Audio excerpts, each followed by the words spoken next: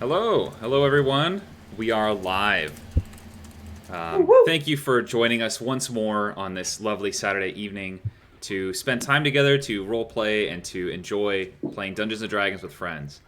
I realize after last week's session that I didn't say anything about this, but we have a planned break in the Vagabonds story. So for the next, 4 or so sessions, we'll have a break where Skye will be DMing. Our player here, Skye, will take over the reins of DM, and we will all play characters in this sort of temporary story, so I can get a break from DMing because it's been a little over a year. But we're all very much looking forward to it. If only Canada Dry Bold would sponsor us, then we could be all set. But we'll get there one day. But yeah. Anyway, I'm going to hand the reins over to Skye, who will take over, and we'll have a fun session for the next several sessions. It's going to be a blast. I'm really looking forward to it. So, yeah. Skye, over to you. Woo! Hello, everybody. Woo. I moved my screen, so I need to be able to see my computer. So, my notes aren't even up. Okay, welcome. Making sure everyone has sound on Roll20. Is and everyone's right now characters. Bird sounds? It's just birds and ducks and stuff, yeah. And everyone has their characters ready to go. We're all set. Okay, so we start off. You all are aboard the merchant ship called the Narissa, en route. Well, great start. The Narissa, a merchant ship that also serves as a ferry for anyone who needs passage along their route. Right now, you're docking at Fernsworth, which is in an archipelago that I did not name because I'm not gonna. This is a great start, guys. It's gonna be fine. And as you dock, the large burly man you've come to learn is the captain takes a step down onto the deck and says, "All right. I've been informed there's a travel ban. No ships in the water going in or out. We're stuck here for a bit. Keep your filthy paws off the cargo or I'll kill you myself." And they bring out a ramp for anyone who wants to use a ramp to get off the ship. And everyone exits the ship if you so choose. And I would like everyone to first roll the campaign, make a perception check.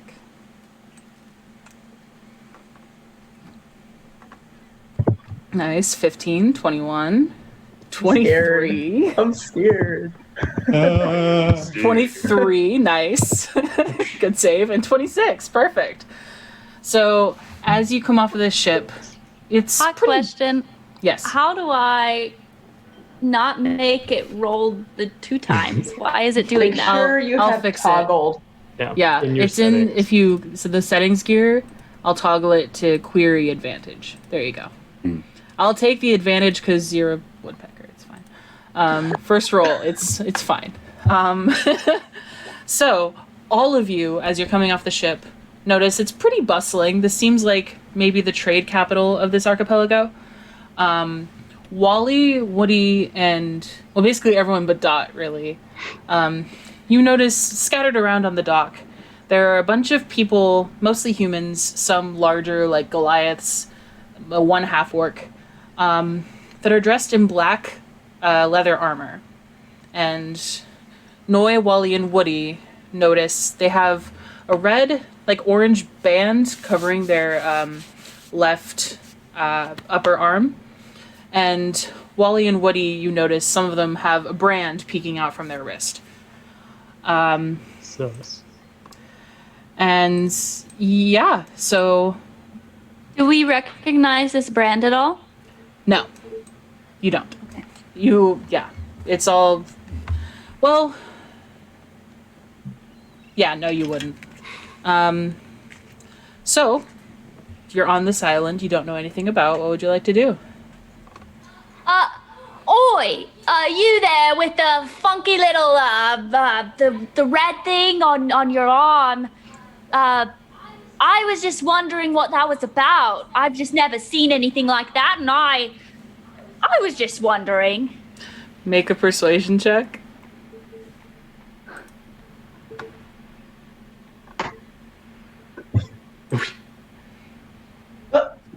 He kind of squints at you and walks away. Well, that's a rude fella, isn't it? Whatever. They're always kind of delayed.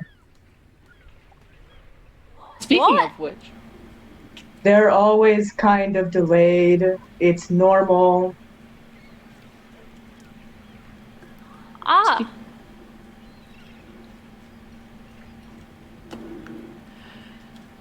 so speaking of which, Abigail, would you like to describe yourself?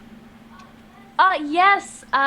Woody is a very small bird, but a person bird, an aarakocra, some people might say. Yes. And like his name, he has not red. He's a woodpecker. He's so he's got like the red feathers flaring up, and he's got this metal piece he always keeps hooked onto his beak, so that he can hit people with that if need be. And yeah, he's just very let's see, of course, white stripes down the face, the red, the black, everything else. Other than that, he's not very dressed in the traditional sense we would think. He's just a bird, and you just see the bird him. Yeah. And Haley, would you like to describe what Woody sees? when he looks at you? Well, you look down and there's a very skeletal man in a wheelchair, and you think it's just bones at first, but then you look a little closer and his bones are actually all held together by like a blue faded light, and where his eye sockets would be are just bright purple orbs that match this like bright purple light that's coming off like a signet ring. And if you're from around here at all, you would recognize his dress as like the normal post office postal deliverer garb of the town. Not like Amazon Prime or like speedy delivery, but like the trustworthy snail mail delivery service. Yeah. Nice. So Woody, this guard kind of gives you a squint and walks away, and you see him go down to some of his buddies and kind of like look your direction and like he's talking shit on you. Like, what's that guy? All right. Who cares? You see, you hear from the ship after you're getting off, one of the crew's mates, very faintly, because he's far away, goes, "Drinks on me tonight!" And there's a just crowd noise like, "Yeah, haha." And you can assume that offer extends to you as well, as he was talking to everyone on the ship. Oh, well, I don't know your name, sir. It's Tim! I was talking to Noi. Oh. So you, Okay, you know well, my you can name. still get a drink on me. But Tim! All right, I'll... Here. This is a great start, guys. Oh man. But you in the wheelchair there. Oh, my name's Noim Van Triton the Second. Are you counting for your name? I forget it sometimes, but you can call me Noi. It's shorter. Noi. All right, I can do that. What's your name? And he'll like Oh. stick out a hand to you, and he has like these ghostly like handcuff on. Woody'll just kind of like tap your hand and be like, "Right, I was just saying we should go get a drink." That's your name? Oh, no, my name's Woody. Oh, hi Woody. That's a nice name. Do you want to be friends? Sure. You have a nice name. I think it's good to have friends who have names that you like because you say them a lot when you're Well, friends. thank you. I mean, your name reminds me of koi fish. Like Noi Oh. and koi. I hope you're not very coy, because you might get on my nerves. Oh, I'll try not to get on them. But anyway, and Woody's gonna go behind you and just start pushing your wheelchair. Oh, all right. Like, let's go get a drink. Okay. So you two are headed off to the tavern, wherever that may be. I will follow. Yeah. These two are interesting. Dot is kind of like, Keeping an eye. yeah. And would you two like to describe yourselves as you're coming off of this ship? Do you want to go first, George, or? You can go first. All right. So the fella is just over 3 feet tall. He's short. He's got this kind of bright pink hair. He's got heterochromia. He's got this yellow eye and this light blue eye. He wears very bright clothes and this cloak that goes down almost to the ground, of very bright, like pinks, reds, oranges, and greens. He's not carrying a lot of weaponry, so he doesn't look like that kind of adventurer, but he does have this very nice lyre strung across his back that's made out of this fine purple wood. And that's all kind of like above the waist. And so looking below the waist, he's wearing these like normal kind of brown pants. And at first you're like, okay, that looks normal. But the more you look at him, you can see kind of his legs blend into his pants. Because where his pants cut off at about the shin, below that is just this dark brown fur. And the fur comes down to where his feet should be, but instead of feet, they're hooves. They're these kind of dark green, like goat hooves. So yeah, that's basically him. Just lots of bright colors and goat legs, apparently. And I guess standing next to him is a slightly taller, probably roughly 4 foot lizard folk. And he's got a monocle on. His other eye is just this very piercing blue. Yeah, he's just kind of, he's wearing like, at what first glance appears to be nicer clothes, but like on closer inspection, they're like, cheap knockoffs.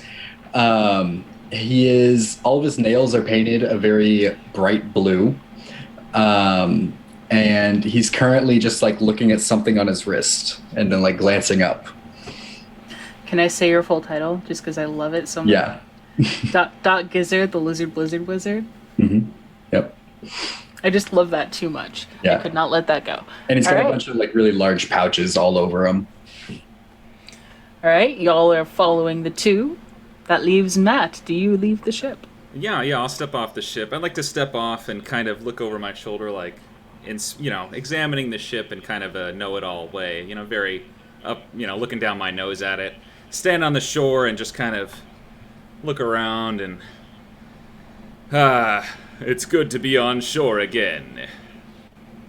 And then head out towards everyone else. What you see as I step off the ship, this magnificent sort of greenish blue hair, slicked back, blue skin, is wearing splint armor, but each piece of the armor has like these ornate carvings in it, like it's very elaborate and very regal feeling.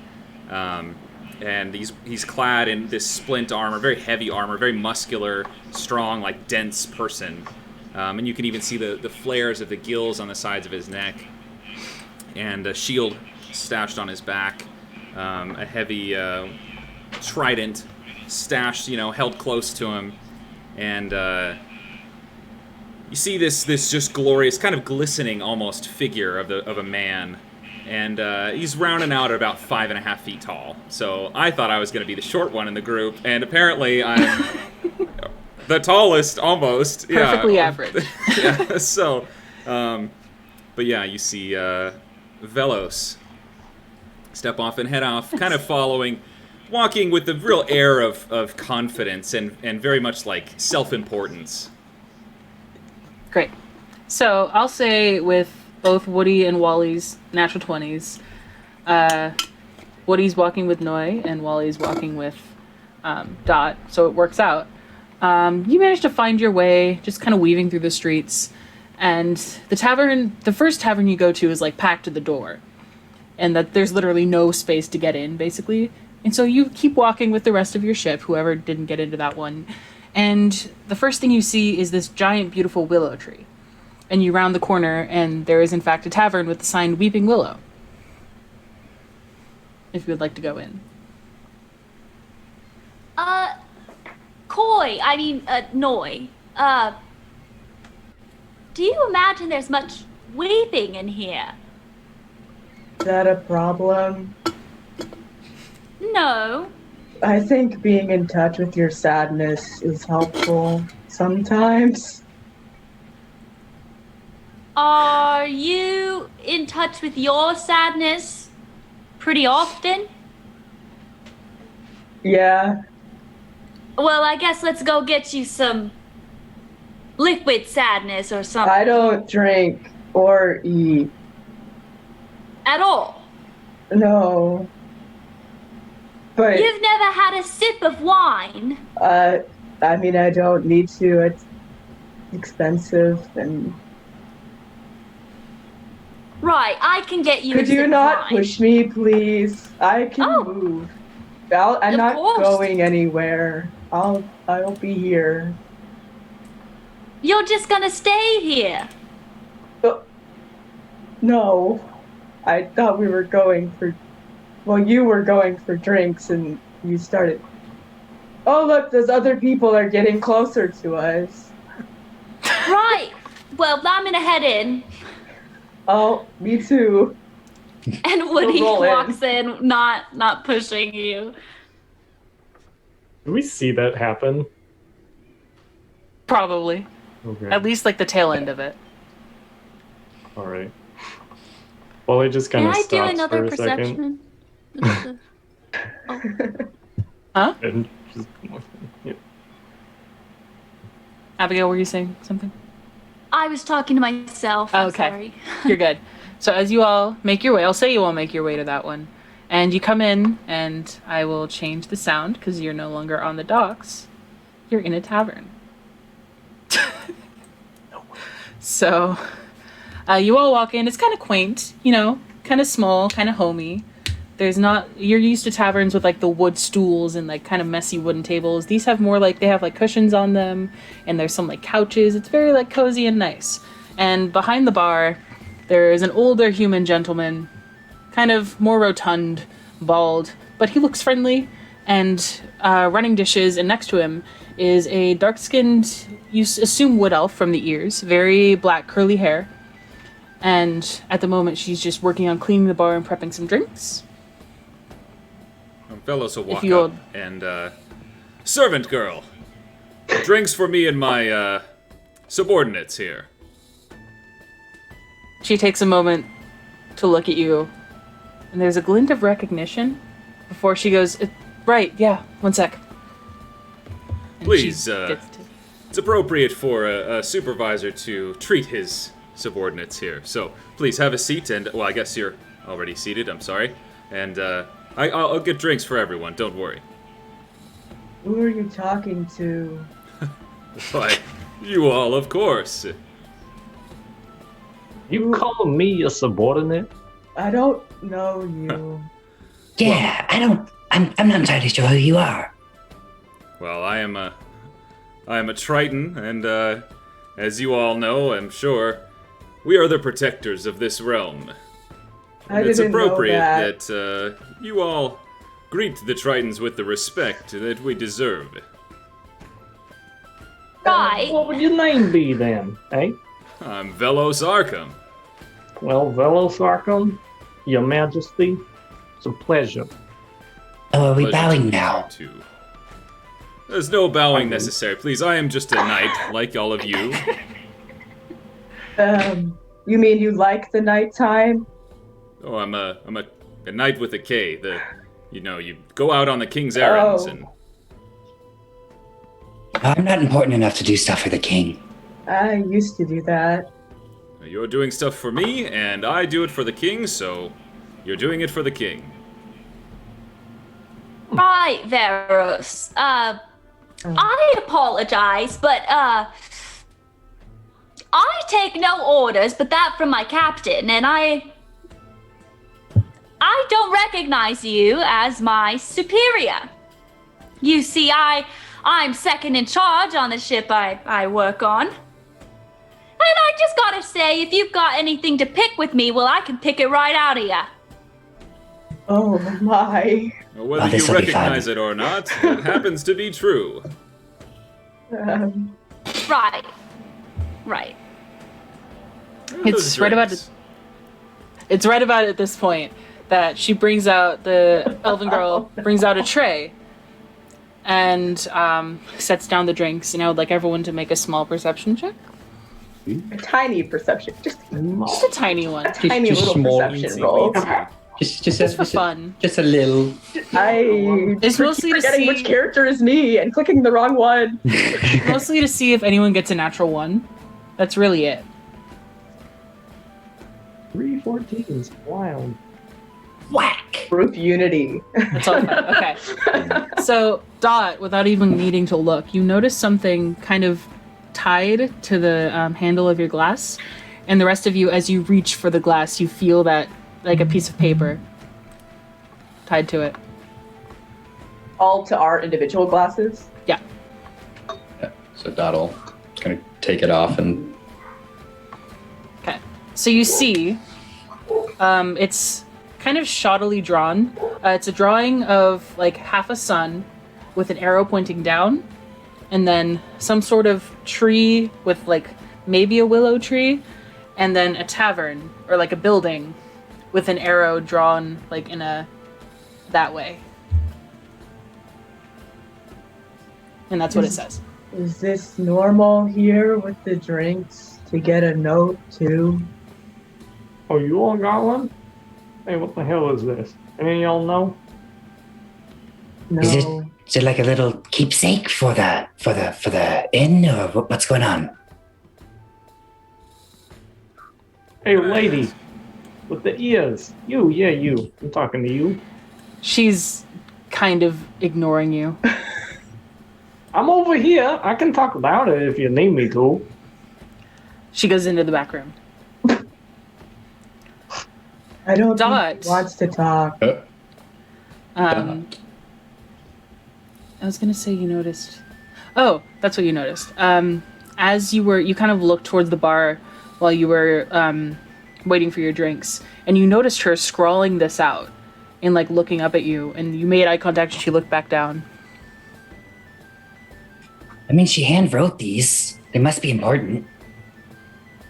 And Dot's gonna like dip his finger in his glass, and he's just gonna freeze the liquid inside of it, and then with like Ray of Frost or something, it's a cantrip, and then he'll just like take the ice cube out and start chewing on it. Nice. Right, and you think if she wrote it, maybe she wants us to follow her? Maybe. I mean, I've got nothing better to do tonight.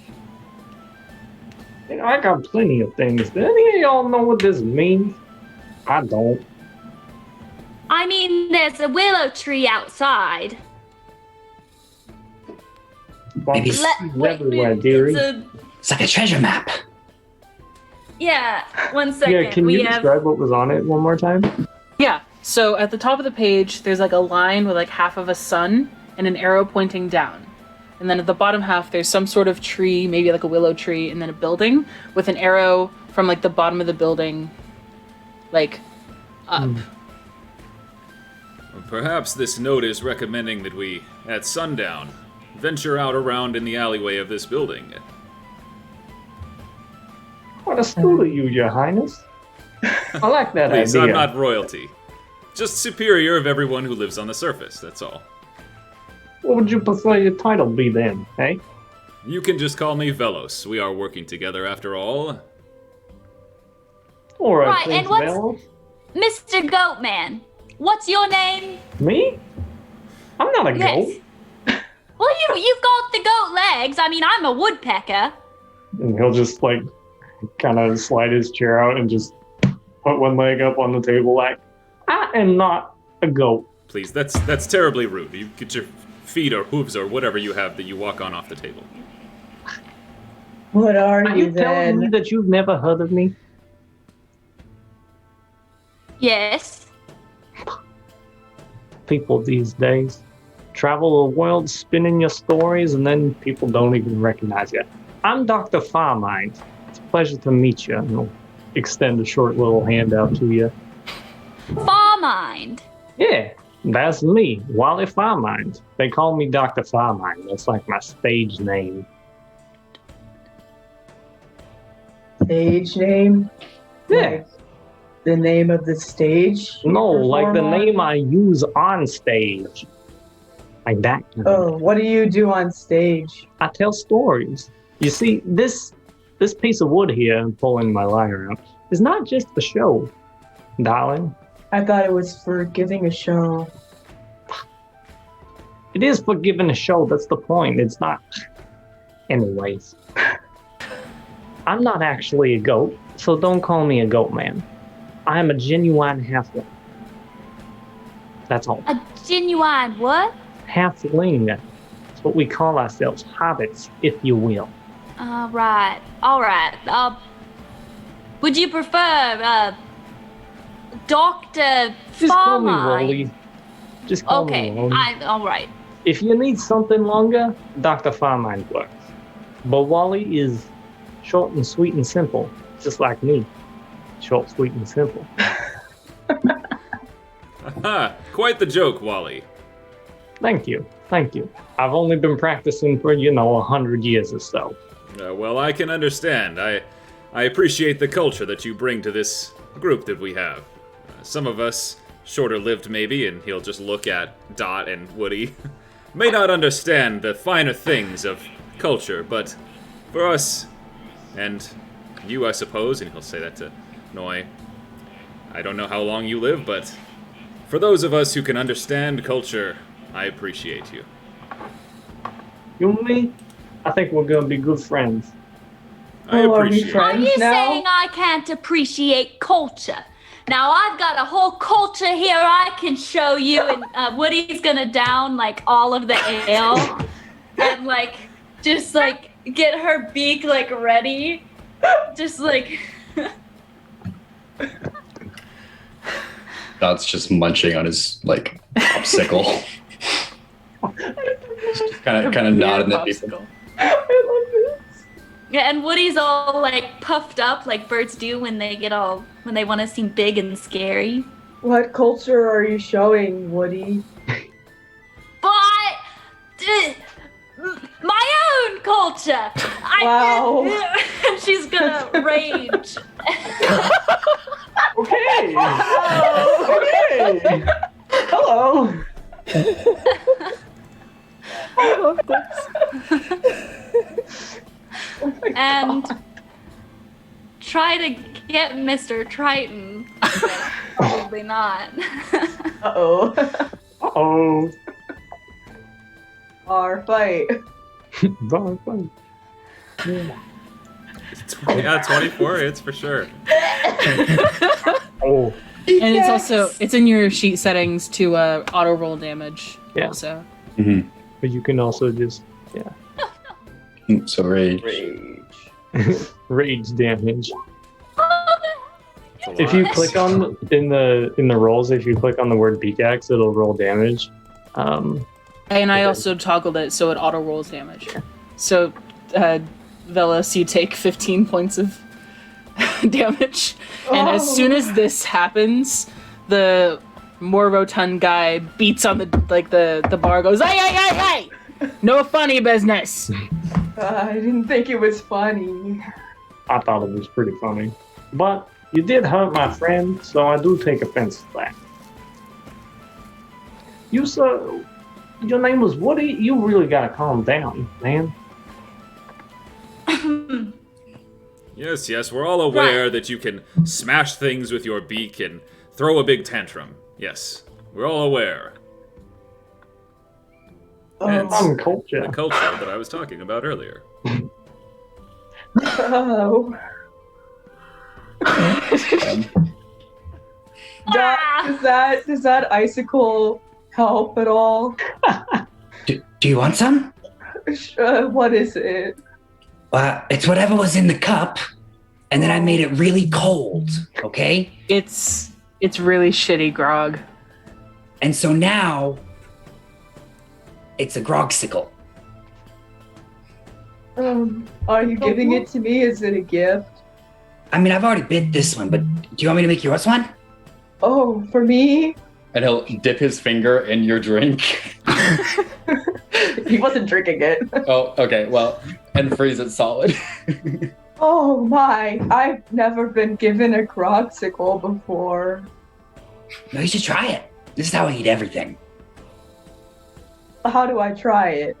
Well, like this. And he'll take a big bite out of his. That kind of hurt my mouth. But thank you. Yeah, you're kind of odd. You too. I mean, this is pretty good, man. I thought you said you didn't eat anything. Weren't you just yelling at somebody? I was. Hey, Woody, Please don't yell at me. you want to see a magic trick, Woody? I can do a magic trick for you. You like magic tricks? Sure. All right, Sure. come here. Bring me your head. And I'll reach my hand behind your head, and then I'll druid craft a little flower in my hand, and I'll pretend to pull it out of your ear. You had that Roll an stuck in your ear, you intelligence dummy. check. 1 I know. second. Just kind of hand it to you. Whoa. Right. And you think I don't know that you picked that flower outside and put it in my hair somehow? How'd you figure it out? That was damn fast. I think you deserve this flower as a gift. Here. Souvenir of this moment, shall we say. Yeah, Well- thank you. All right. Seems all that banging your head around into things hasn't given you brain damage after all. Are you damaged though? That looked like it hurt. Oh, I'm quite all right. I appreciate your concern, but we Tritons are quite resilient. What do you take? Wouldn't be 7 punches resilient like if I that? hit you another time. I don't think we should do that. You know, you can hit my friend once, kind of as a joke, but if you hit my friend twice, then I start to get angry. You think I was joking? I thought it was pretty funny. Oh, Anyways, I guess we best figure out what this gal wants with us before I go banging any holes through anyone. And at this point, yeah, let's figure that out. and at this point, it is about like mid-afternoon, starting to get to evening or so. You docked right around noon, and I figure all of the festivities and rage carried you. It's probably like if sunset was at 8, it's probably like 5 or 6. So if you'd like to just hang out until you decide to try and figure out what the note says, or if there's anything else you want to do, otherwise we can just... Do we know if we're staying at this port for a while, or are we... I mean, you said that... Yeah. Okay, so we're docked here for quite a while. Yeah, there's a travel ban. No That's one's what I thought, allowed to leave or, in or out. Okay, Yeah, big ships at least. Like merchants or ferries aren't allowed to leave this area. okay. Well, companions, I suppose we should find a place to sleep. I can get us a night here for free on the house. Really, Oh, that would wow. be quite a skill. I can. You want to see me do it? Yeah.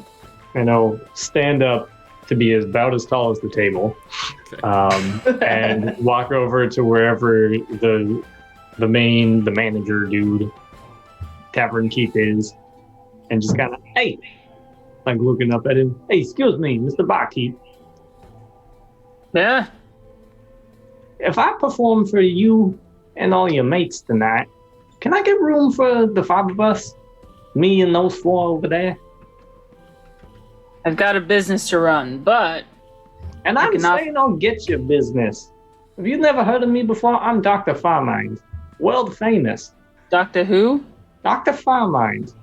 Ask anyone in this tavern. They'll have heard of me. All right. Kind of like, hey, anyone know a Dr. Farmine? I do. That's a little man right there. What did I say? He plays the lyre and he has a stage name. Aren't those the 5 that you're getting a room for? There's 4 of them. Look.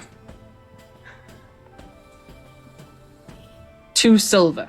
The rate's usually a gold piece. I'll give you a room for 2 silver. If I play for you tonight. Yes. All right. 2 silver. I'll hand over a silver or 2 silver. Great. All right. I'll go set up. Is there a place that I should, stay away from? Is there a place for performers to be at or not to be at? We don't really have performers per se, but there's an empty Why space. is this? You don't have performers? Really? Well, regularly, usually people just, I don't know. They just weep. Huh? It's called the Weeping Willow, but it has really happy music for a weeping bar. You've seen the tree, right? That's the namesake. My grandfather planted that tree. Was your grandfather sad? Surprisingly, yes. That makes sense. Well, he's gone to a corner by this point and pulled out his lyre and just begun to kind of tune it and get it ready. And then he'll spend the next couple hours telling fantastical stories about the Feywild. Wonderful. So you're all listening? I was gonna say during part of that time I'd like to talk to Noi. Go for it. Oh, Noi is really intently, like he's sitting there almost motionless, like unblinking because he doesn't blink, looking at the performance, just so you know. Okay. I'll come up just next to Noi and say, "Did I hear you introduce yourself as Van Triton II?"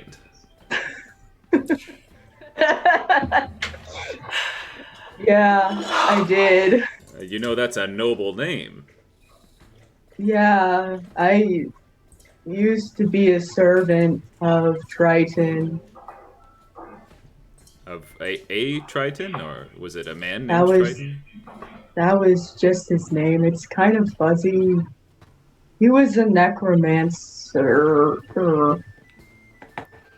Well, you wear that name with pride.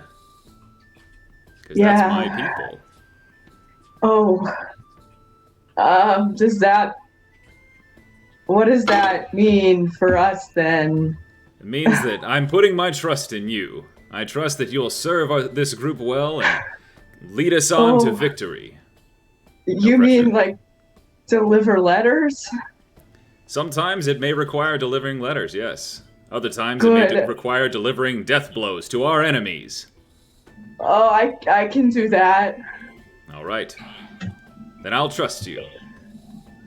Okay, I'll trust you then. Are we friends now? We are the best of friends. Okay, will you write me a letter sometime? I will write you one letter, yes. Okay, really? Yes, of course, but not while we're together because there's no reason to. I can just tell you the things that I'd like to tell you. Oh. Okay, But when we're separated, I'll write you a letter. okay. Sounds like a deal. And he'll hold like his hand out. Yeah. Vilos will just grab it like hard, just a real firm shake in your hand, kind of shake you in the chair. Wow. You really do have a strong handshake. Yes. Just watch the rest of the performance. Cool. So, as the performance comes to a close, it is starting to get pretty dark outside. Probably almost to nautical twilight. What would you like to do? The note had the picture of a sun with an arrow next to it, and then the willow tree with the building and the arrow around. When we came in, did we notice an alleyway on either side of the building? Yeah, it's kind of like a standalone building, Okay. So it's like, yeah, there's a willow tree, then there's some small gardens along the side. Okay. They'll also turn to Noi and say, I think it might be about the time we check around the side of this building. It's almost twilight. And his eyes will get brighter. You've got quite the mind for time, don't you? No, I just really like the moon. All right. Well, do you want to check outside? Is everybody else coming? We Is can he wave done down telling his Wally story? and Dot. Wally, Hey, are you want to go outside and look at the moon with us? sure.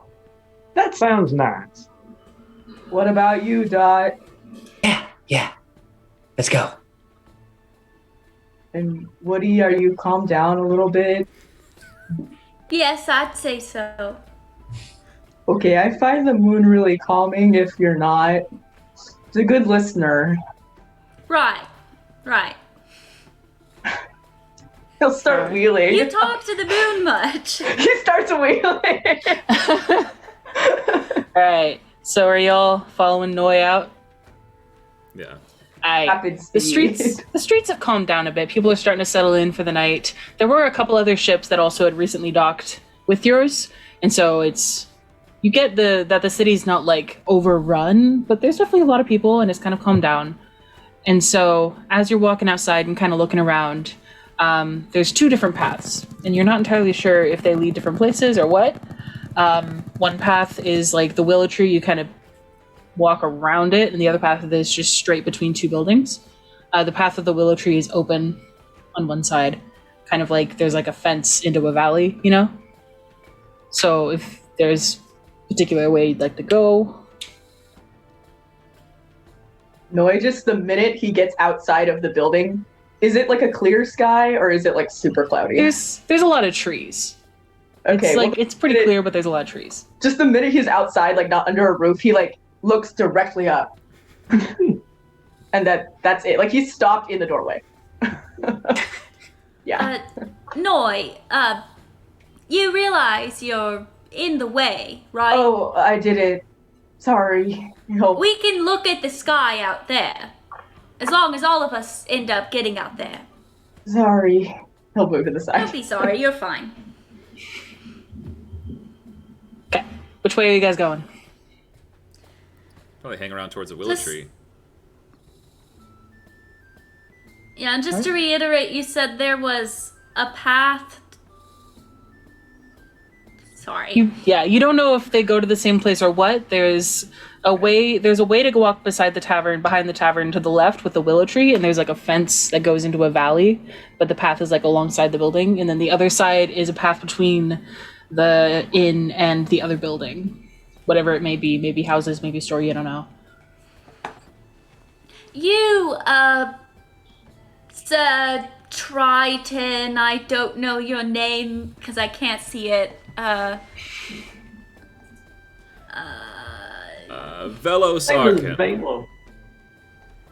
Velos, right. You said something about an alley. Should we meet between the buildings, perhaps? I think based on this exquisite note that we've been handed, we should go around towards the willow tree. All right. That's not what you said earlier, but all right. Things have come to light outside of this building. I'm sure Noi can attest to that. The moonlight is quite refreshing. Yeah, they really have. So I say we venture off towards the willow tree. I will say the tree is like right there, and the note did have Venture. the arrow. Yeah, venture the 3 feet. The arrow was like kind of, it went up between the willow tree and the building, like up around. Okay. Velos will follow that exactly. Okay. Exactly along where he thinks that, yeah. Okay, are you just stopping right there, or do you keep Go walking? around, or- around into the gap on the side of the building, yeah. Okay. So as you're walking through, do you go all the way like around the back of the building, or do you stay in that little? I would go, Velos would go all the way around to the back, yeah. It's very Alright, just are y'all like following? confidently just, Yeah. marching through. Following the Okay. blue man. Yeah. So, as y'all are walking around, you see a door kind of cracked open, and the wood elf's face is peeking through, and she gives you a gesture like this and waves you in. Velos would turn very obviously to everyone else and go, shh, and then go in. All right. As everyone, gonna turn to Dot and be like, "Are we supposed to be quiet because he hushed us?" I think so, I yeah. don't know what that means. Yeah. All right. Not a noise going like this the whole time. so as you all are walking in, the final person walks in, and she closes the door and casts a bunch of spells. And Dot, you would probably recognize them as a silent spell, an arcane lock on the door, and a general warding spell against scrying around the entire room. And I'm going to switch out of the tavern music because we're no longer in the tavern. Boss music. Yeah. Dun, dun, dun, dun, dun, no. Let's do this one. Podcast counterspell. No, I'm kidding. So after she does all this, she turns to you all, and she's kind of... You can't really tell what she's feeling, but she turns to you all and she's like, "I'm sorry for all the secrecy. I don't know if I'm being listened to, and this isn't a subject I can talk about freely. First, my name is Elia. You all saw me in there, and I'm sorry for the manner of the note, but I can't really say, hey, come around the back of the building, because the note might be intercepted. This is gonna sound weird. You've all come to me in dreams. I've been stuck in this endless expanse of darkness and terror, and independently, you all have shown up as the beacon that restores the area to a beautiful green. So I come to you with this. That has to be a sign, right?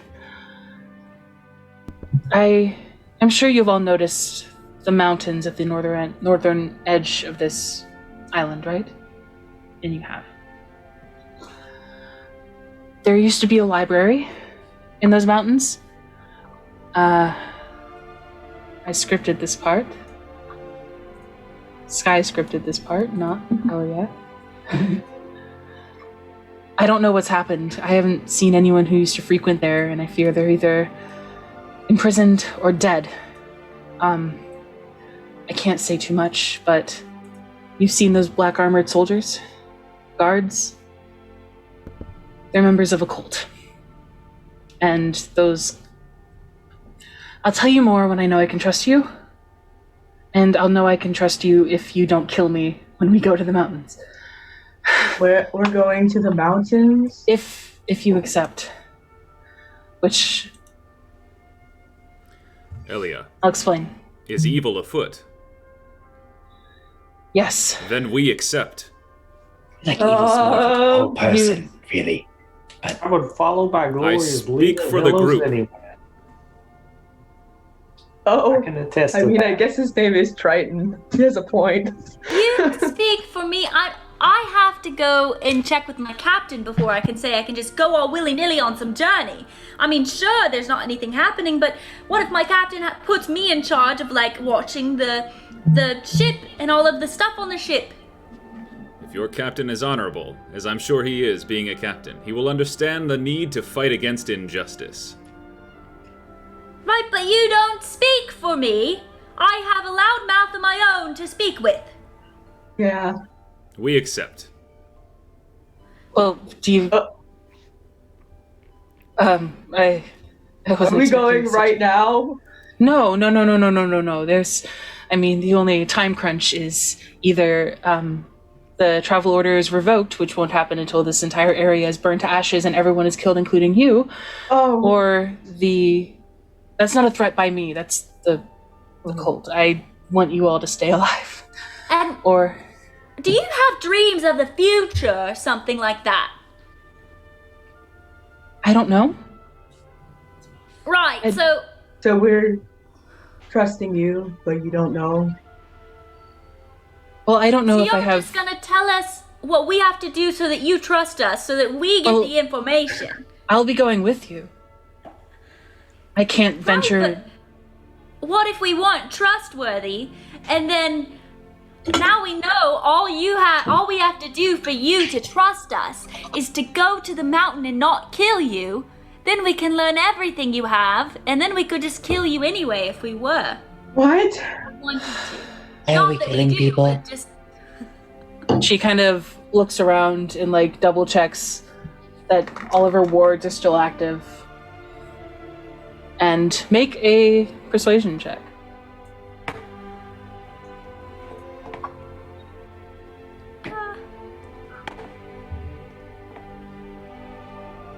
Wow. Great. What?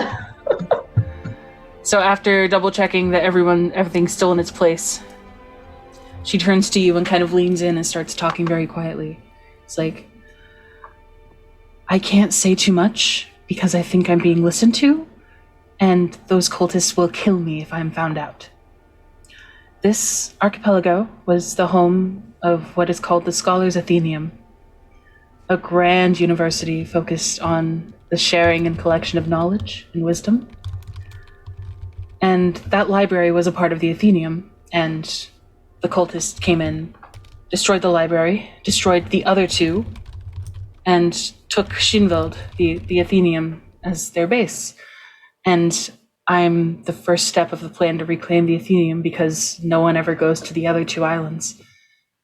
And you all have come to me in dreams, and I'll be going with you, of course, because I don't know if you can get in there without me. But if we don't retake Shinveld, they will burn this area to the ashes and rebuild it anew for their own evil uses. And I know this for a fact. Right, well, I mean, I don't like losing a trading center that's been very well treated my captain and our merchandising, so I guess I agreed to come along. And she looks at the other three of you. Why is bad? I'm in. I'll pay you. The captain said it himself. Did you say there was a library getting destroyed? Well, I don't know if it has been destroyed already, but you used to be able to see it from here, and now all you can see is treachery. Okay, I'm in. Awesome. Well, your ship can't leave until the travel ban is revoked anyway, and this won't take too long, but I know it's kind of late if you'd like to take the night, rest, talk to your captain. And I can't travel with you because that's suspicious, and those guards are already on to me. So I'll be close behind. If anyone asks where you're going, do not mention a word of this. What do we say? Okay? You're just going for a walk in the forest. There's a lot of really pretty spots and landmarks. I can handle the talking noise. Don't worry. Me or Okay. fearless leader, we got this. We got away with people. Okay. Where should we meet you? Tomorrow? Well, you won't be meeting me because we can't leave together, but if you follow the path next to the willow tree through the valley, you see that forest? It's straight north. There's a path straight to it until a certain point, but by then you'll be able to see what I'm talking about, and you'll come to this refugee camp almost called Goblins Hoard. I think a couple people have set up shops. It's a cute little place, well protected, and I'll meet you there. All right. Thank you again. I can't express how much this means.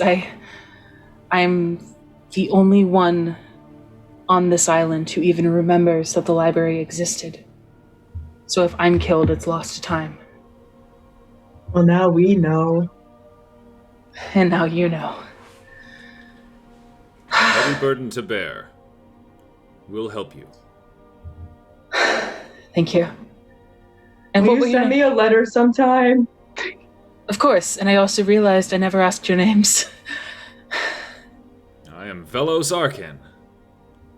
Velos. I'm Noim Van Triton the Second. No relation. Well, Did now not think there was. kind of is. Right, I'm Woody. Woody A. And I'm assuming you came here on the Narissa, yes? Yes. Lovely ship. Quite beautiful. Thank you. My captain sure thinks so. And you were performing tonight, yes? Yeah. So you already know my name, don't you? Well, I heard my boss yelling about it. Good. But most people call me Wally. You can be most Your people. whole head disappeared. Just the shame. Ah. And I've never seen one of your kind before. Oh, am I strange? Dot Blizzard. Lovely name. Well, rest well. If my boss charged you for a room, I'll get you your money back, because you're doing a great service to me and this island, and the archipelago, and the Athenium. Dot will look over at Wally and be like, He was right. I told you I'd get us free room. That was impressive. I have to say thank you, but I'm gonna spend the night on the ship. Could have Makes told me sense. that before. Probably would have cost me less silver. Silver? How much did you pay for? Yeah. 2 silver. He doesn't even give discounts to my family. And I work. Well, I'm world famous. sure. You build a reputation, you save money, it ends. Sure. Also, I just realized I can show you what she looks like. Ooh. Ooh, Forgot. my eyes are opened. suddenly I see. Can you see this? No. I don't see it yet. Did you put it in our... Here, I will put it in your journals. This is Elia. Ooh. I see. Ooh, look at that. My eye has been opened. Oh, Everything yeah. is pretty. Once Okay. I was blind. And Now I I'm still see. blind. Well, it's about a day's journey through the forest, so if you start in the morning, you'll probably get to Goblins Hoard by night. And there's not really much in some random animals, maybe an owlbear, not too much to worry about. Oh, what? And she'll dispel magic on all the wards and silence and arcane lock and everything. You didn't answer me. Skye didn't know you asked a question. Oh, I asked a what? You said owl, bear. Oh! Owlbears. They tend to be nice. The ones here, at least, don't pick fights unless you pick fights. So don't pick a fight and you'll be fine. He'll look at Woody and be like, okay. They're giants. You can't miss them. They look like an owl, but also they're a bear. Kind of cute. Okay. Well, I will see you when I see you. Then she'll walk over and open the door for y'all. And the night is yours. Velos will step out kind of behind Dot and just say, you know that you are strange, right? Hey, I mean, Nick. I don't think that you're a bad person or anything, but you have to recognize that you don't look like anyone else here. Neither do I, so Yeah, we're but the same in that regard. I look like everyone home. So, I mean, I'm not strange. They're strange. I agree. Say, are you amphibious by chance? Are you one of those kinds of scaled people? Or I prefer water in its solid form. can you breathe it? I've never tried. We should do that, but not tonight. You never know, And maybe you are. George needs to roll up a new character because he drowns. Yeah. Full party with the name of the year. Actually, he can hold his breath for like 10 minutes or something Okay. as a character thing or race thing. Well, But yes, Full he probably. party. so the sun has fully set. It's a good night sky, as Noi noticed. There's a lot of trees. The streets have quieted down even more. Mostly you just see a couple of the black leather armored guards standing at corners holding torches. Not trying to fight or anything, just kind of like surveying and watching. What would you all like to do? Are we all in one room? Well, if you're choosing to leave, you're all... Oh, okay. Yeah. Sorry.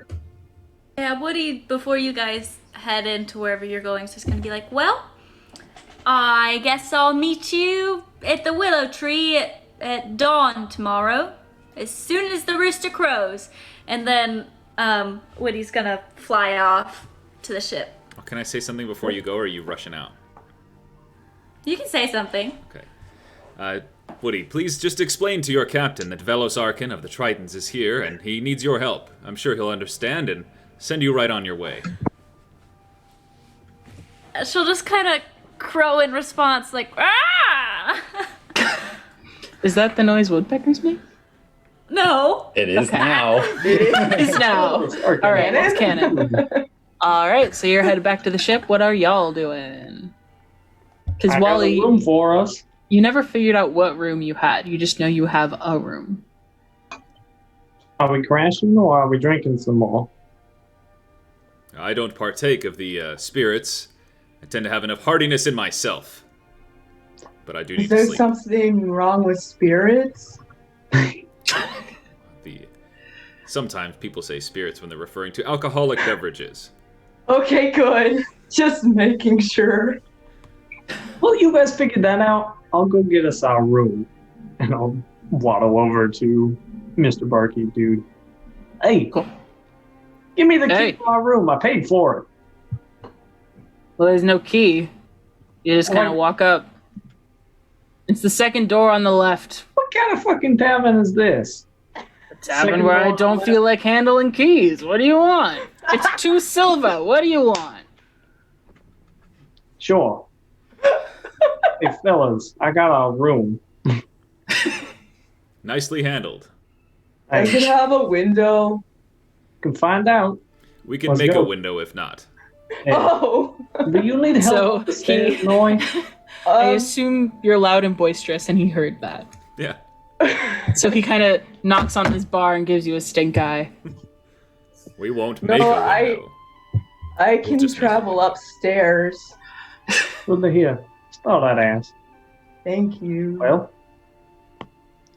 let me lead the way. You know, do the Wally waddle.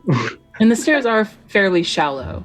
They're not like too much of a headache. to He'll get. activate his wheelchair so that it levitates a foot or 2 from the ground and go up the stairs that way. Rad. Nice. So you're all upstairs in your room. It does have a window. It's a nice window too. It looks out over the front of the bar. Because the stairs were like front door, stairs, rooms. And so your room was on the left, so you can see the willow tree and just kind of the path in the forest in the valley. And you do have a really good view of the moon. Can I take the window? Of What course. do you mean take the window? Like, you gonna pull it out of the wall? Oh, I get why you would think that. I just meant if we're claiming spots in the room, like if I don't really sleep, I just kind of think about my life for a couple hours. Well, That sounds really sad. Kind of does, now that you say it. I mean, you're also just kinda getting great. that. I would love to think about my life instead of sleeping. Well, maybe I'll think about your life for 4 hours instead sometime. Sure. I can tell you all about it for 4 hours. 4 hours? That's it? Yeah. I can Yeah. think about my life for 4 hours. Sometimes when I can't sleep, I think about my life too. That's a good thing to do. It really helps you learn about yourself. I just meant like when I messed up. Oh, Like, yeah, you know, I get like- that. Yeah. Is that why you can't sleep? I just don't. I just don't remember the things that I messed up. It's like I know that I messed up in the past, but I don't know what I did, and I'm trying to remember. That's Oh. That I do. sounds terrible. Anyways, I can just sit by the window in my chair. Yeah, I really like the moon, so Yeah, can I ask about that? sure. What I mean, I love the moon as much as the next person, but Good, because we need that to get along. If you were a sun person, I don't know if I could get along with that. oh, I'll keep that in mind. Is there somewhere that this fascination of the moon came from? It's just the moon is a good listener, and we talk, and he'll kind of show his ring, his signet ring, and you can see it's actually like a seal of the moon. And I just sometimes I don't know. I just like the moon. It's there for me, you know? You can almost always see it unless you have a roof. But you can always see it, and you know that even if you can't see it, it'll be there the next night, you know? So, yeah, Sure. that's all. You know, where I'm from, I didn't get to see the moon very much. So it's nights like tonight when I can see it bright and clear that I really appreciate that it's there. Yeah, it's always there even if you can't see it, you know? That's comforting. Sure. Yeah. Whatever makes you happy, Norm. I'm working on it. But And, yeah, sorry, go ahead. no, I was just asking where other folks were sleeping. But are there beds in the room? Yeah. You got a room. There's 2 large beds, one like small, like child-sized bed, and then just a couple like crates in the corner. And then the window. And that's really, there's no like table or anything in the room. It's the room to sleep, and that's about it. So Dot, before going to bed, is gonna like dig around in one of his components pouches and just pull out a single like cube of ice. Then he's gonna walk over to the window and like trace the bottom of it, and then walk over to the door and trace the bottom of it. And he's gonna cast alarm on the window and door. Yeah. By like put a little like it's just gonna leave like, you know, when you put ice on a really hot surface and it just kind of like leaves a water line. He's just gonna do that basically. And that's his alarm. Cool. That's really pretty. Do you see how the moonlight reflects on the ice water there? Yeah, light and water and ice is all really cool. Yeah, I think so too. Yeah, I spent a lot of time looking at ice. And so that means that, like, you know, I need the light to look at it, right? So, like, I think we'll get along. Yeah. I'll make sure your ice is safe during the night. Oh, okay, I'll watch it. The ice is kind of protecting us, too, if you think about it. Whoa. Yeah. What? What do you mean? Well, it'll let us know if someone's coming. Oh. Yeah. Like through the window? Or the door, yeah. Wouldn't we just see them? Well, not if we're asleep. I guess you don't sleep, huh? Yeah, but I guess that makes sense. Yeah, I always just like, you know, since it's really easy, you just trace a line and then the ice lets me know. Cool. Literally. Yeah. And then he'll like wander over and he's gonna curl up on top of one of the crates or something. Nice. And the rest of y'all just go on sleep. Well, Wally, I suppose you want to fight me for this large bed here. You know That's a what, joke. Fearless Leader? I think you deserve, as the most righteous, the large bed. I'm glad that you can recognize that. You know, I had concerns that joining up with this group and taking charge would kind of, you know, I might be obfuscated by someone who was more just. But I'm glad that we can get along on that. As someone who has lived 11 years of life, I recognize when someone is, you know, deserving of stuff like that. When someone is more righteous than I can recognize that. I appreciate that. It's not every day you meet someone like that. Well, enjoy your rest. Sleep well. And Velos will go and crash on the bed. Sleep in his armor. Great. All right. Yeah, and I'll just pick a bed and just kind of vibe for a little bit. All right. And Woody, you went back to your ship without problem. Like nothing happened. Yeah, I was wondering if the captain was still awake. Yeah, he's just kind of chilling up near the wheel, What's like his reading name? something. Hey, John. Captain John. John. Okay. Long John, John- Silver. John McIntyre. Oi, Captain McIntyre. Yeah. Right, I've been asked to go on a little job just to ensure our trades, and I was wondering if that would be alright. I know we're not able to really travel much, and we'll be kind of landlocked for a while, so... I mean, if you get a chance to stretch your legs and get off the sea, that's something, right? Alright, as If I long didn't as have- I don't have any responsibilities, eh? Well, as of right now, all of our deckhands are still alive, so I'm not worried about the cargo too much. I do like having you around, but if duty calls, duty calls. Right, and duty has called. So, I mean, as long as you're back on the ship by the time we leave, I have no qualms. right. You're a good one, Woody. Thanks, Captain McIntyre. I'll be back. Of course, I'm gonna sleep here tonight. I'll leave tomorrow. I expected as much. I'm gonna write down Captain McIntyre. John McIntyre. Okay. Of all the things I wrote down, I didn't write down a captain's name. So Now you have one. you've received the captain's blessing to go, and are you just going to sleep? Yeah. Cool. So you go below deck to your quarters. You don't really have quarters. It's like a hammock, and you sleep. Ah, how nice. All right. And the night passes. No, well, Dot's not here, but the alarms aren't sounded.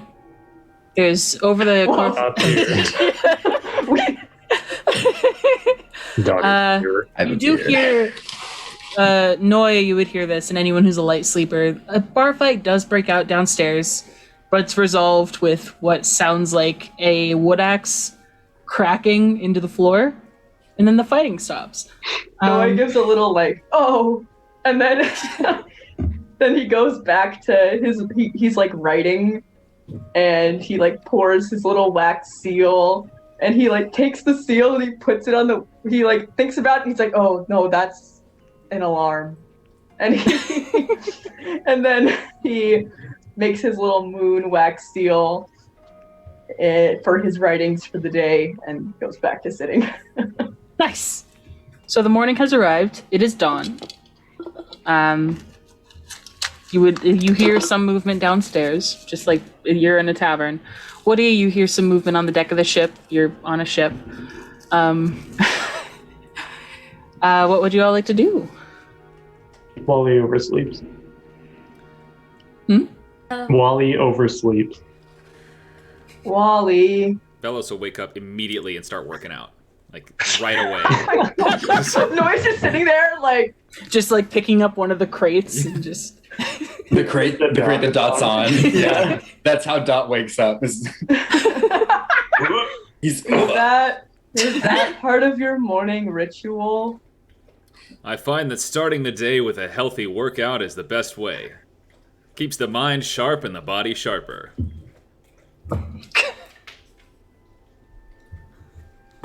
Okay. Oh my goodness. Woody's gonna get up just before dawn, so probably around. Not that dawn, Matthew. Yeah, so get up. We're watching Buffy, so dawn comes in. And there's a whole Okay. thing where. Oh, yeah, anyways. They say get back before dawn, anyways. We plan it on. Vampire. But just gonna yes, get up before dawn, and then fly over to the willow tree and just kind of hang out in the willow tree until people get there. As you're on the deck of the ship, getting ready to fly off, the captain's still on a stool, kind of half dozing, but he sees you and gives you a little send-off as you just, little flavor text. And the rest of you, Wally oversleeps. Velos is working out with the crate that Dot is on. Dot's gonna get off the crate and then go over to Wally and see he's still sleeping and just like place an ice cube on his head. For like 15 seconds, Wally doesn't move at all. And then he shoots up out of the bed, his whole like foot that his torso is. And like, hey, what the fuck is going on? I just wanted to see how long it would take, to be honest. How long did it take? I don't have anything here. Like 10, 15, 20 seconds somewhere. Well, I'm glad your little experiment worked. Mm-hmm. It took half an ice cube. I'm going to take another 60 seconds and I'll roll back over and just close it for a minute. That's a full ice cube. And he'll set an ice cube on the desk. Dodd, we were in the middle of something. If you could please get back on the crate. My bad. Sit back on the crate. You must be really strong. Yes. I weigh like 1,000 ice cubes. Yes. After a little bit, there's a knock on the door, and you hear knocking on all the other doors. Like, last call for breakfast if you want it. And then you just see footsteps and then footsteps back. I'm awake now. What are we Shall doing? we away? Breakfast? They'll probably have ice. Yeah, and if not, I can make some. Follow your lead. Velos would just push the door open, like, hard, and then go down. If someone's on the other side, they're getting smacked. Yeah. Yeah, you do almost throw the door into just a young human woman, and she kind of stops and just keeps walking. Head down and grab whatever they've got for breakfast. It's a nice little, like, as you get down there, it's just a nice little plate of, like, some eggs. Maybe, like, a potato or something. And as y'all are coming down, he looks at you as, like, you, Dr. Farm. Sure, yeah. Should I hold the room for you, or are you taking off? Yeah. We're going to be out for a bit, aren't we, Mr. Fearless Leader? I believe so. This quest against injustice won't be handled overnight. Sure. Well, I mean, if you want to hold it for a couple days, but if we don't come back in 3 days, you can give it to someone else. Sounds like a deal. I will be charging you, but I won't make you pay until you come back. I'm a performer. What the fuck do you mean you'll be charging me? Are you gonna perform when you're not here? Yeah, that's what I thought. So if we're gone, if we don't come back, we don't have to pay? Yeah. Okay. He said it, not me. I mean, that doesn't mean I can't rent out the room, but it just gives you the right to kick him out if you come back. Sure. Well, and they're kind of just like slapping the plates down, and you see Elia kind of like busting tables, and she gives you a little look, a little wink, and gets back behind the bar and starts just doing stuff. Should we see if Woody is waiting out there for us? Woody's probably been there since dawn. That's what they said. It sounds like a job for you, Noi. Okay.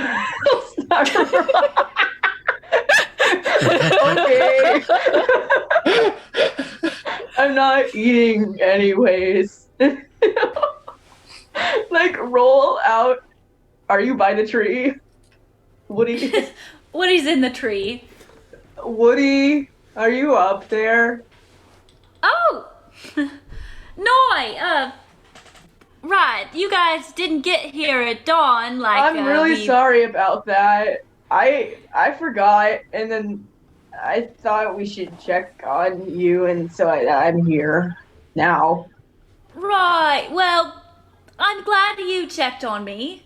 Where might the illustrious three be? He counts on his fingers. Oh, they're eating breakfast inside.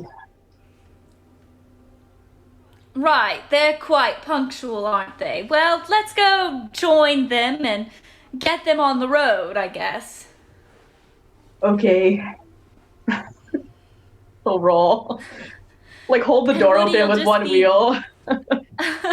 Woody'll just be mumbling about Varus and his crew and his taking charge and not being in charge and not being there and everything. Well, Right, well that bloody little piece of water just thinks he can just tell everyone where to go and not make sure he's where he'll say he'll be. While Noi is outside, can I ask the barkeeper if he has any, like, dried food specifically? I'm looking for, like, sunflower seeds or, like, peanuts or some kind of seeds. Yeah. You ask him that, and he kind of just he looks around for a second, and he has this really gross, like, you know, like beer nuts Yeah. that like have hands dipped in them and they're kind of gross. He pulls those out, and like a packet of literal sunflower seeds, and he's just like digging around for like he doesn't have it in like a food sense, but Sure. I will take everything he's got. How much for all of this? you mean you're taking it off my hands? It's 1 silver. 1 silver, a fair bargain. And he'll pull out a silver and set it down. He'll gather it Thanks. up. And then he's going to cast Purify Food and Water to clean it all up, make it really nice, you know. Yeah. I think I have that one. Let me double check. I don't want to cast a spell I don't have. While Velos is doing that, Wally will just pipe up. Hey, you gonna charge like the king of the sea for your food? Come on. Come on. He's just he's giving you the biggest stink eye. No, Like really, you, he's you thought royalty. he was Look glaring him. at you. Look at him. Look at the It detailing on his intensifies. armor and the So- way he holds himself. Can't you tell that this man has nobility? You're Make really a persuasion check, Jesus. Okay. Oh my god. 28. Not the 28. 28. He kind of mumbles and grumbles and slams the silver back on the bar. This is what I do. I gotta do it, okay? I have a social interaction. You are not making friends. I got these 4. You said it was like eggs or something Breakfast? for breakfast, yeah? Yeah, it's like eggs, like some sort of potato, like Yeah. a vegetable. That's gonna freeze it and like be popping it in his mouth like popcorn. He's usually you have noticed a large populace of this island is humanoid, like humans and elves, and so he sees this lizard freezing eggs and eating them like that, and he's just kind of he kind of gives like a and turns back after dealing with the whole Wally thing. And so you finish breakfast, unless you'd like to do anything else. Do we walk in middle of all that? Probably. I'd say you get around right as the bartender is like about to slam the coin on the table back on the bar.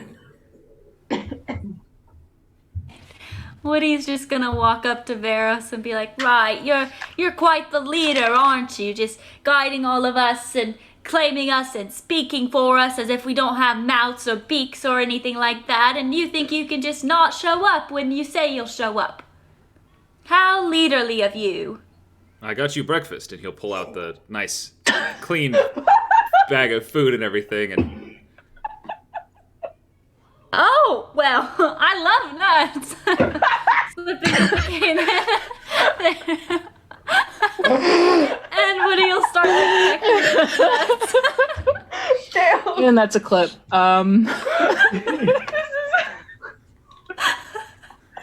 You can't Can I say get that a in front of college. sponsor? Hey, you bitch! Yeah, corn nuts. What are you doing? I got Canada drying corn nuts. I love nuts. I love me some Damn. nuts. I do love me some. I love how you slip back into camp. I love nuts. I keep hiding it all night. I'm really surprised I haven't said like Varus yet. Yeah. Yeah, just so you know, it's Huh? Velos with an L. I don't know. Bella, Yeah. will you put it on your Zoom thing? Sure. I can remember how to do that. If you click the three You just dots right and click click and rename. Yeah, that's where I'm looking, so I keep forgetting y'all's names. I'm like, Yeah. All right. So you finish breakfast, and do y'all head out? Yeah. Shall we All away? oh, After you, you're the tankers leader, away. after all. Away we go. All right. So you walk past the willow tree, and that's really dramatic. That's not what I want. It lights What? in flames. Yeah, battle music. Here, this one. You never know. I've So been you- vandalized by many a tree. So you leave past the weeping willow. There's like a fence that serves as kind of a side yard, and then there's a hill that leads down into this really grassy like plains area that goes on for about like a quarter of a mile, and then you hit the edge of this really green, really lush forest. And there's a pretty like carved out path. If everyone can make athletics, just out of curiosity.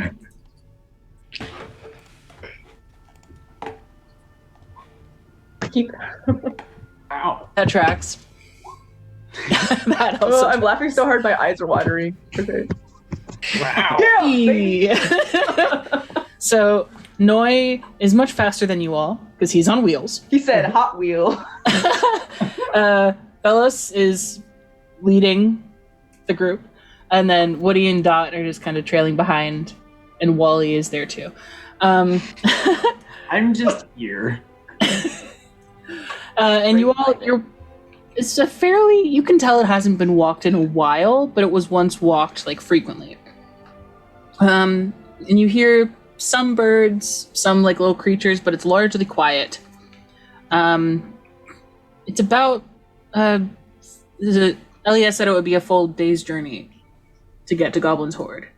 So if there's anything you'd like to do while you're walking, or if you just like to like walk. As we're walking, I'd like to ask Woody, so are all of these things here, these huge things, are they all trees, or are there different kinds of tree?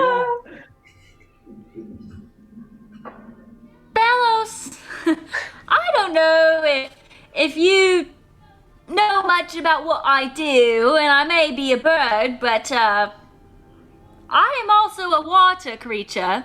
I spend most of my days on water. And I know that most of these are trees. I only ask So- because I live under the water, and we don't have these. Right.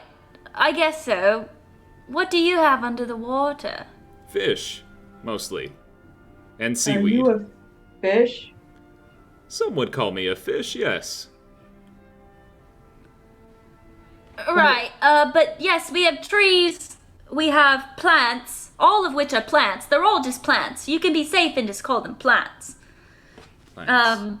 But we have bushes, and we have flowers, and we have vines and whatnot. And some plants have like needles, so if you step on them or walk into them, it can really hurt. No needle of any plant can hurt me, I assure you of that. Right.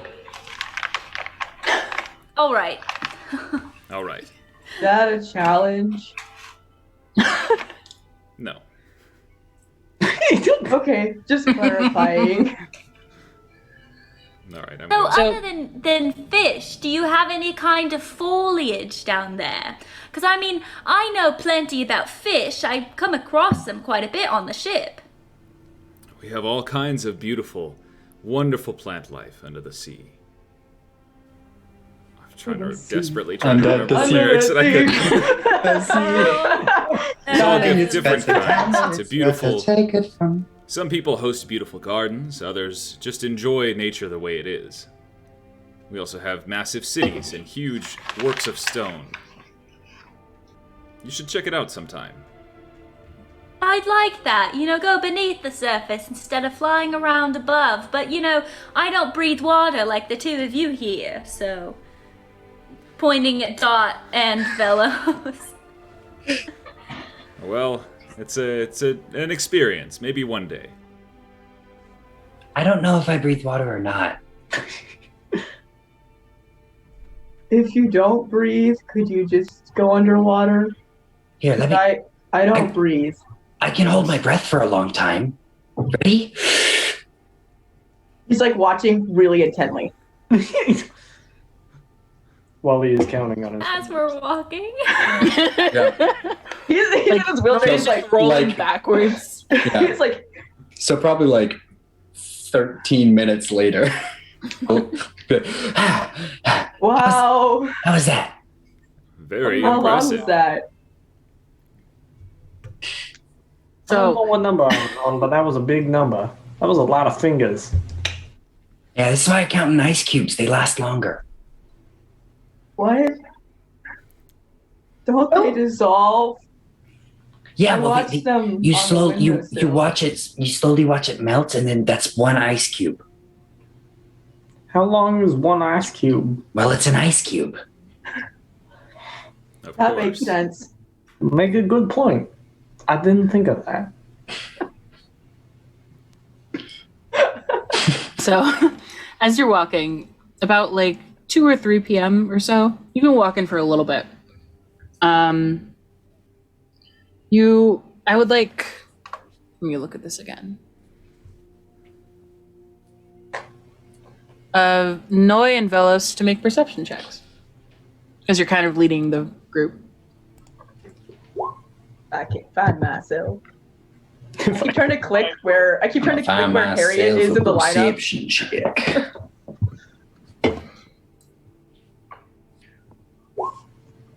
Okay. So Velos, you're enamored by the trees. Noi, you hear some some like thumping footsteps of some sort of creature, and you hear some crackling like leaves and twigs. But you don't really like see anything yet. You assume it's probably deeper in the trees, but you hear it. You guys hear that? Hear what? I don't know. It's just I don't think we're alone on this trail. That's all. And Woody's gonna lean in real close and just be like, you think it's a cultist? That's not what I said. All right, it's a cultist, and they're following us. No, because they know exactly what we're doing. That's not good listening skills. Right, so I should call out to them, right? Oh, well, if you want them to know you're here. They already know that we're here if they're following I don't us. know what they know. I haven't asked them. Noi, which direction was it in? Was it like behind us? It was kind of in front. You can't really place it, but it was somewhere in front of you. It was kind of up there, and he'll like point Well, one of his fingers up. well, Woody, if it's like a cultist that's following us, right? They'd be behind us. So, unless they're like really good at following. As you're discussing this and deliberating, you see some tiny furry legs pop out of the foliage and then immediately get dragged back in. I That's probably not good. Wally, Did we is that a go- friend of yours? Probably. I'd like to go and check it out, if you don't mind. My friend might be in trouble. I mean By that all means. genuinely. All the animals of the forest are my friends. Seriously. I Wow, that's a understand. lot of friends. You must have like a lot of friends. What's that like? I have 4 friends. I do the wally waddle The quickly, wally waddle. and I'm Right. slow. I only move 25 feet per turn. Okay, are you like walking up to where the leg's poked out of? Yeah. Okay. So as you kind of look, a leg pokes out again, and you see it's a little baby owlbear. Oh. And it gets dragged back in again, and you hear it kind of whining. Not in like an Oh. owl that hurts, but in like a, I want to go out their way. Uh-oh. Wally will kind of like press his hand up against his chest and mutter some arcane words. And this little green mist starts to come out of his mouth as I cast Speak with Animals. And Okay. I'll just kind of quietly call out in animal speak. Hey, there's a friend over here. Name's Wally. Mom, did you hear that? There's a friend over there. And is it only with one animal, or is it with multiple I animals? believe it's with all animals. No, nope, that's the wrong spell. Speak with animals. You gain the ability to comprehend and verbally communicate with beasts for the duration. So I can Okay. all beasts. Okay. So you hear the little like, Mom, there's a friend out there, and you hear a deeper voice like, "There's no friends in this forest. They all want to hurt you." And he's like, "But I want to go out and let one of us." Like, shh. And it's that just kind of like very like quietly like the rest of you hear a light like grumbling. Only Wally can really hear what they're saying, but it's very like after a couple seconds the whining of the little baby starts to get louder, and the mom's trying to. You can't see this. They're in like heavily concealed like bushes. Yeah. I'll just start to slowly, with my hands up, even though that means nothing to animals, slowly with my hands up, start to wally waddle towards them. And I'm just coming to say hello. My friends and I are passing through. We mean you no harm. We are friends of the forest. I'm a friend of the forest. I have grown up here. We just want to go through. And the mama's beak, you can kind of see them now. The mama's beak is like at the top of your head, like not like literally, but like height wise. Yeah. She just towers over you, Yep. and her giant owl eyes are just staring you down. And after a couple of tense seconds of silence, she's like, "Don't touch my kid, and we're golden. I wasn't Where- planning on it Where are you going?" that way. I don't know what's over there. Do you know what's over there? My friends and I are doing a little bit of exploring. That's why I'm cautious. Oh, A bunch of humanoids. They've tried to hunt me and my kid, my cub. And obviously I've tried to fight them. So we try to stay away from them. humans from where? Humans from back there? Humans from the way we're going? I don't know. Oh, Humans are humans, and if they try to kill me, I kill them. well, I'm not a human, and I'll kind of like pick up one of his legs and gesture towards the fur. I'm sorry, DM Skye. I picture you literally like picking up your leg. Yeah. But she kind of looks at it and looks back at you and just. I'm sure they won't hurt you, but there's a reason I'm cautious, and I know you know that. Sure. Well, I'm sorry that, people are hunting you. I have a way with some of those shitty humans back there. Maybe I could talk them into staying away from you, Would you like that? I could do that. That would be appreciated. And at this point, the little baby cub starts like nudging at your knee It's about as tall as your hip, and it's still a tiny BB. And I reach down slowly, making sure to like make eye contact with the mom and like slowly pet the little baby. The BB's loving it. The mom is like staring you down and watching your every move. Yeah. But she doesn't like bite at you or anything. Well, it was a pleasure to meet you too. I've been Wally. My friends and I are gonna get going now. I hope things get better for you, really. I do. Thank you. As long as me and my cub survive, that's all I ask.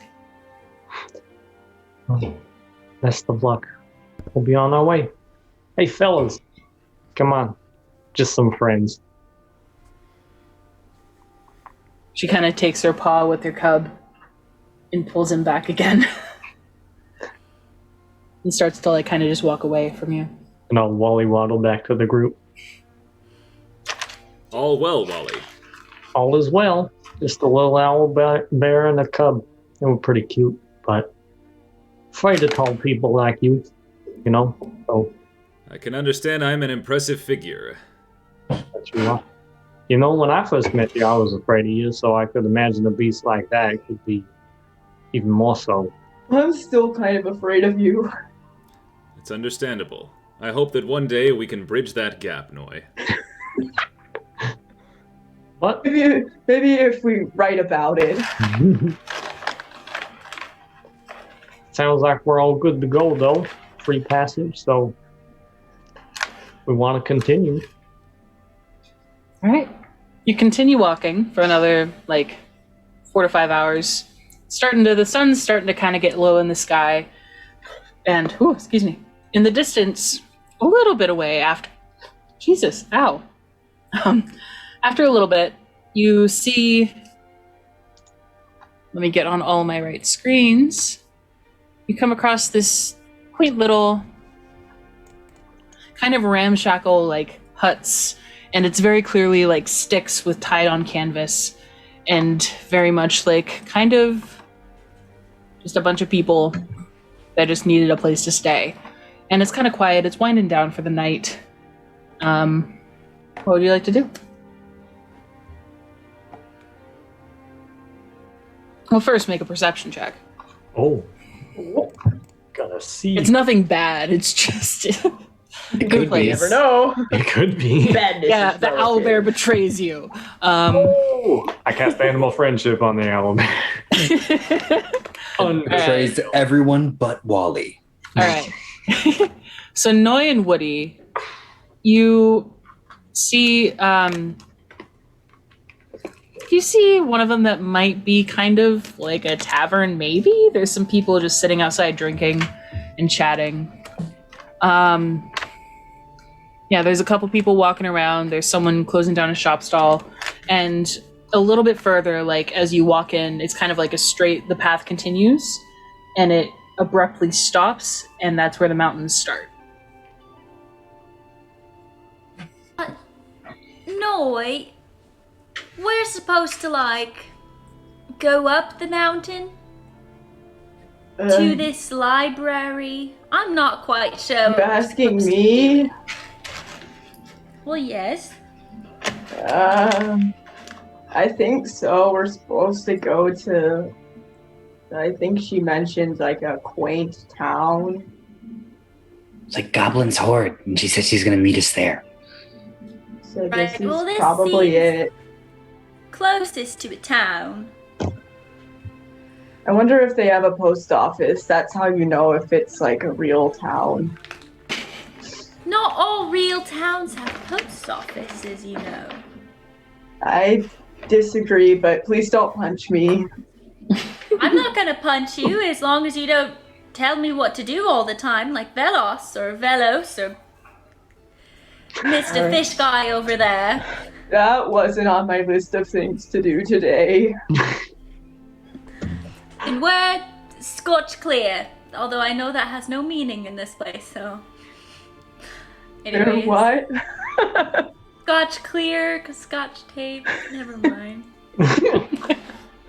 This is canon. This is a canon Good. conversation. Definitely. Kanan and very, very tired Harriet. So, what would you all like to do? Velos would like to look around. If we're planning on climbing a mountain, he'd want to find some place to get like climbing gear. Because he has no idea what a mountain is, or, you know, all the climbing he's done, he can just swim up, so it's definitely... And it will, from the looks of it, it's not quite like a straight climb. Mm-hmm. The biggest climb is like where the path stops and getting up onto that first ledge, which... Wally, you're nature affiliated. Yep. Make a nature check. Oh, I'm kind of good at those. All right. How do I whisper in Roll20? /W. W. And then their name. I didn't know that. No? And if you're a player... And all of you, can any of you see that except for Wally? No. Great. And if you're a player, you can just... I think you just click 2GM, right? Yeah, there's like the GM. You have to toggle it in your settings first. I think, though.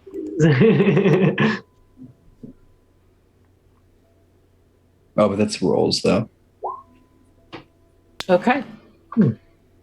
So, Velos, there's a quaint, I use quaint a lot, a short little dwarven guy kind of closing down a shop stall. There's a fruit stall, you see. You're not really sure what the dwarven guy was selling because the stall is like he's taking everything inside and it's just the like cover, you know. Mm-hmm. There's the tavern, or what you assume to be the tavern. There's not much else here. It's mostly just people trying to survive. Yeah, Velos will rush up to the dwarven guy and say, "Excuse me, small bearded man." Hello, tall blue man. Thank you for noticing. Your turn. I plan to venture up that yonder cliff, and frankly, I am unacquainted with climbing. Where I'm from, I can just swim upwards, and that's the end of it. But here, it seems that there is this lack of water in the air. Well, I can't conjure waterfalls. I'm just a blacksmith.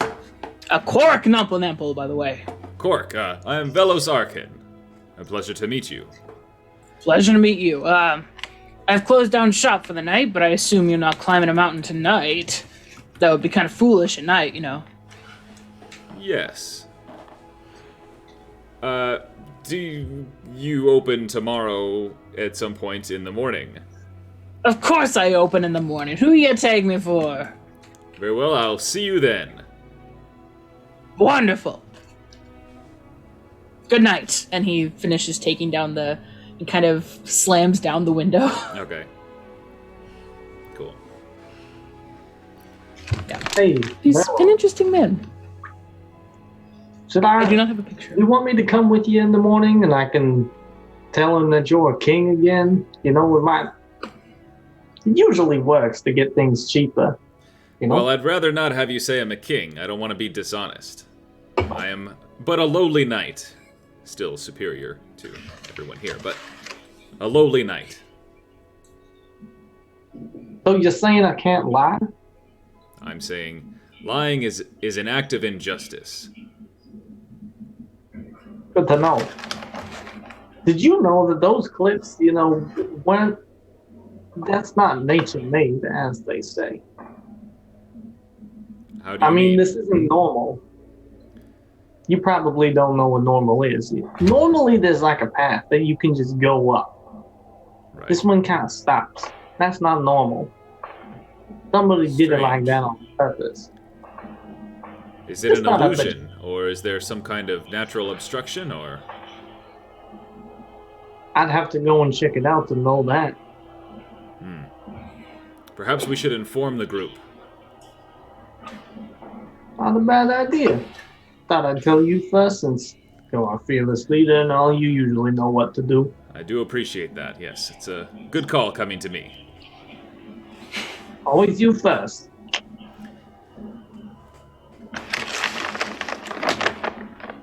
All right. So what are the rest of y'all doing? 'Cause it's starting to get kind of cold. Almost nighttime.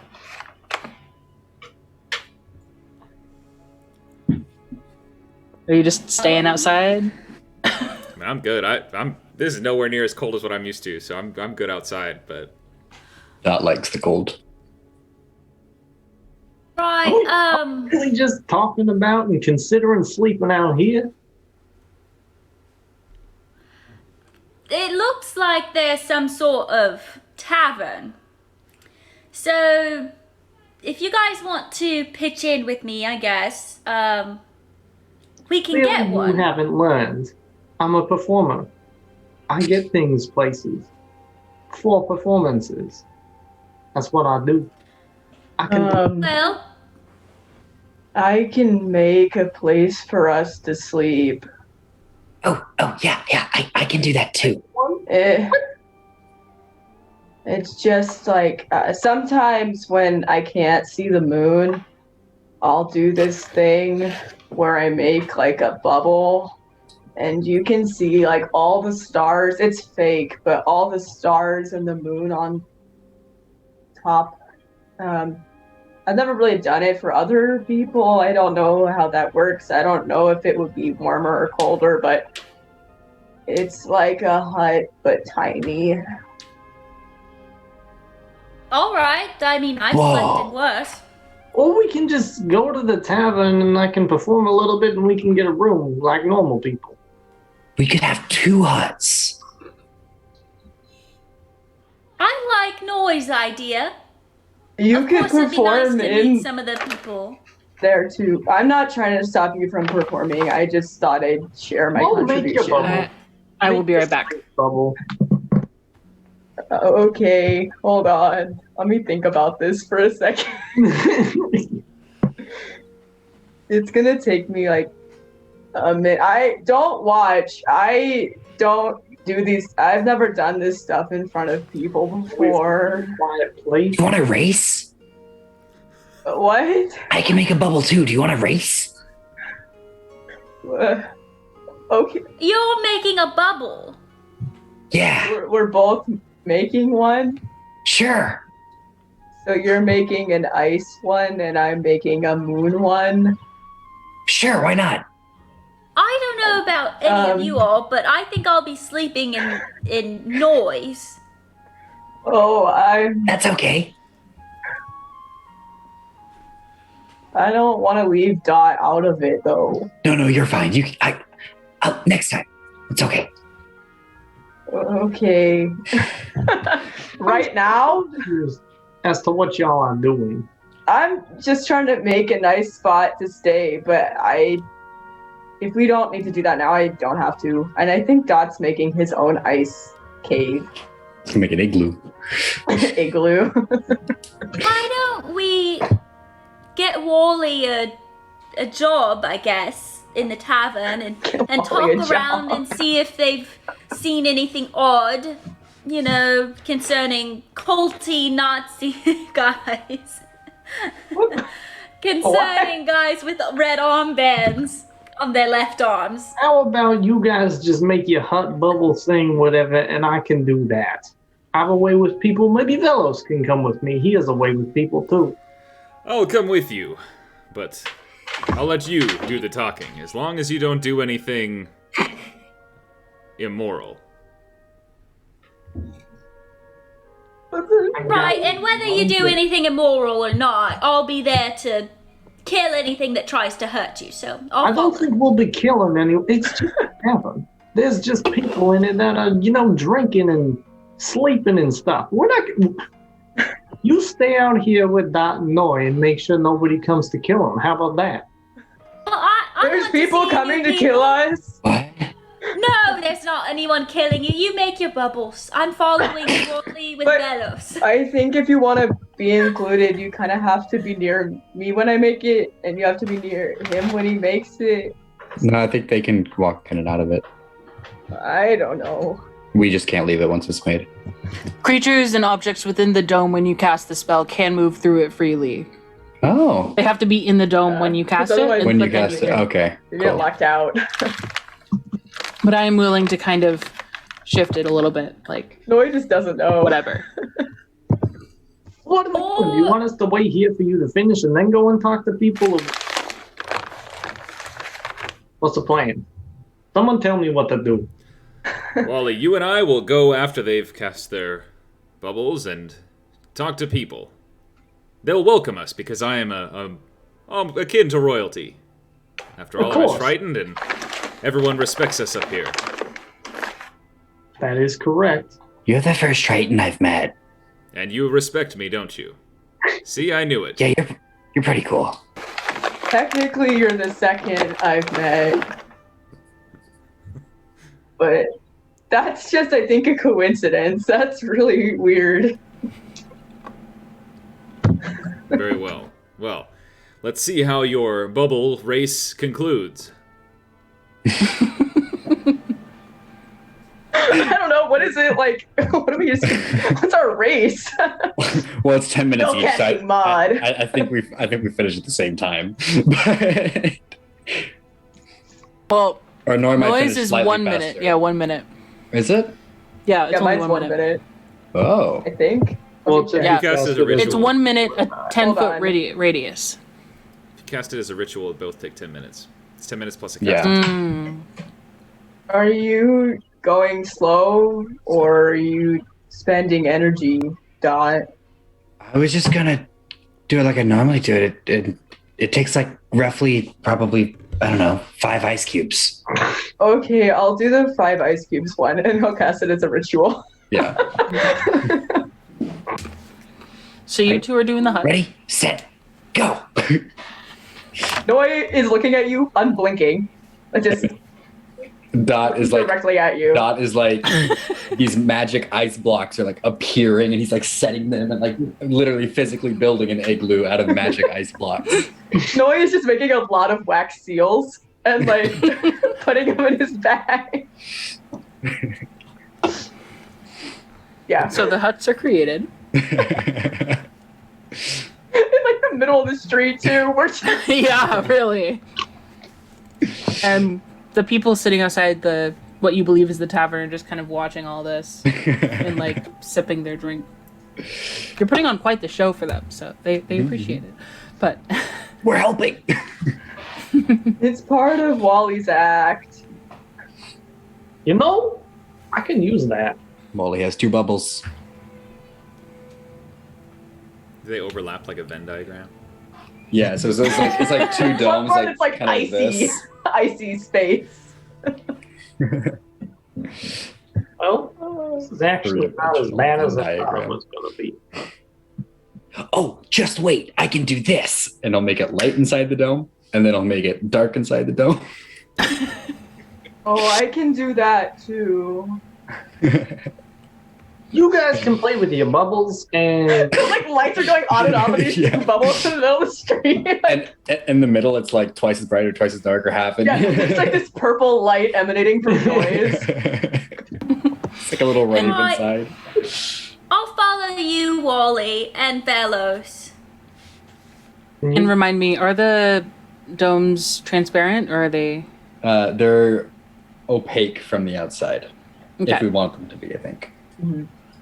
Okay. Cool. Or any color you choose, but it's transparent from the inside. Cool. So Woody, Wally, and Velos are going. WWV. Finding the tavern there. Yeah. All right. So you're walking in. It's cloth walls. There's some sticks. It's very much like kind of just put together to make some sort of shelter. There's not a lot of people. The 2 people sitting outside are basically it. There's one person playing cards like solitaire in the corner. And the barkeep is a younger human woman. She's looking a little thinner. Maybe not the healthiest. But she's kind of slowly, steadily cleaning off the bar, even though there wasn't much of a mess to be cleaned.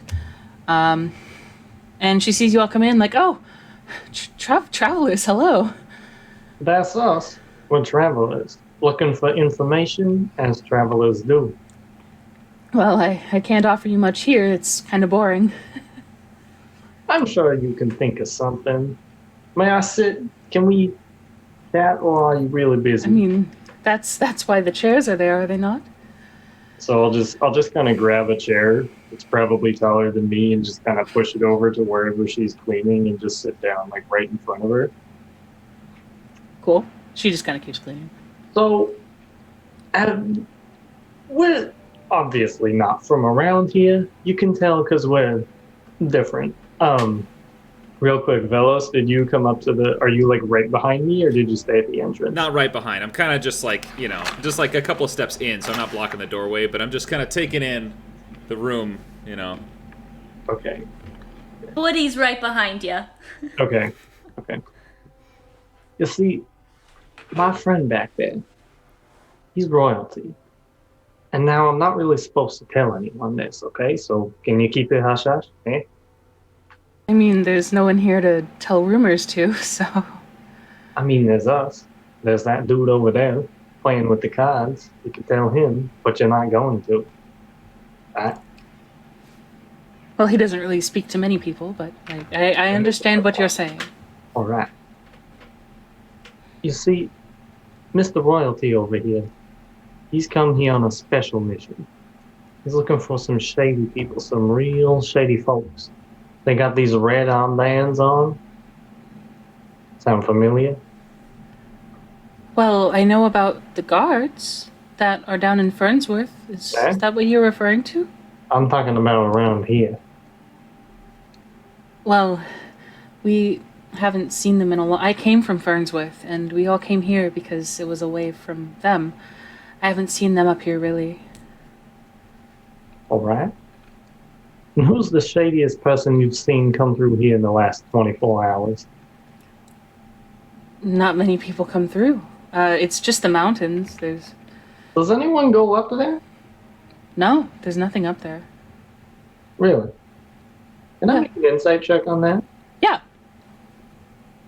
I'm not very good at those, but I'm gonna do it. Yes. You really... She doesn't seem like the type to lie. You'd be able to tell if she was lying, but you don't really know. I heard a rumor that there are some people up there. And you're telling me you ain't never seen them? No. As long as I've been here, there's never been anything up there. How long have you been here? Better part of 5 years. Anyone been here longer? Well, I don't remember most of my time, if I'm being frank. It goes by so fast. But there's never been anything up there. Interesting. And is there like this is the Goblins Hoard? Is that what it's called? That's what we've named ourselves, yes. Is there like a Goblins Hoard village freak, elder, weirdo guy who just knows everything but no one believes him? I'm fishing. I got the line out. You gotta catch it. Come on. I guess that would be me. I've been here the longest. Really? There's no one with like long gray hair that shoots out in 8 directions and just spouts off about nonsense all the time? Do you know this person? I'm talking metaphorical. Do I know this person? Is there a person that I'm talking about? The closest one would be, Korik talks nonsense, but that's not really the dwarf blacksmith, but he mostly talks about different types of metals and how one metal is better than another. I don't understand it. But I guess I'm the closest to a village crazy person here. And why are you crazy? Well, no one else fits with the criteria you've discussed. There's no one else closer to that There's than 2 me. balls out in the street. People fit the criteria. Well, I saw your friends putting those up. So Yeah. Are you saying you're the village? I'd believe it if you were the village crazy person spouting nonsense, because I'm hearing a lot of nonsense from you, if I'm being frank. I'm looking for someone else like me who's not me. There's no one like that. There's me, my kids, Quarrick, a couple random people who didn't want to stay in Fernsworth. Thank you for your time. And he'll just calmly get up and push the chair back over to the table and walk over to Velos, and she knows jack shit. I did want to know, apparently she doesn't remember much of the time here. It sounds kind of suspicious if you ask me. So no one else... Well, sir, surely she knows of the Tritons, right? I mean, that's a bygone. Oh, yeah. no, we had a whole conversation about you. Did you see the part where I was like, pointing and gesturing? We were Yeah, talking. I assumed as much, yes. But does anyone go up the mountain? No one. Then we'll be the first to conquer the mountain. Yeah. Damn right. Under your leadership. Precisely. Can Knights get promoted? Like, can you move up more? Well, yes, knights eventually become lords, and lords eventually become sovereigns, and sovereigns eventually become kings. It's quite a while away, but frankly, Maybe I'm a little when- early in my knighthood. If I'm really honest, Yeah. this is part of a proving endeavor for me. Well, maybe the mountain is your task to conquer to become a lord. Eh? I hope so. We'll make it happen. I appreciate your confidence. Maybe we should return to the group, though. I don't think we're gonna get much else from these bozos. And see how the domes are doing. And a rager. An absolute banger. You said that. Sorry, I wasn't much paying attention to her words. I was more just waiting for something bad to happen so I could hit something. But We'll get into that I- later. Yeah, continue. you said that she didn't think like memory stuff was weird. Do you think like something's coming down and stealing people's memories in their sleep and like putting us in their dreams instead, like with the other gal? Are you okay?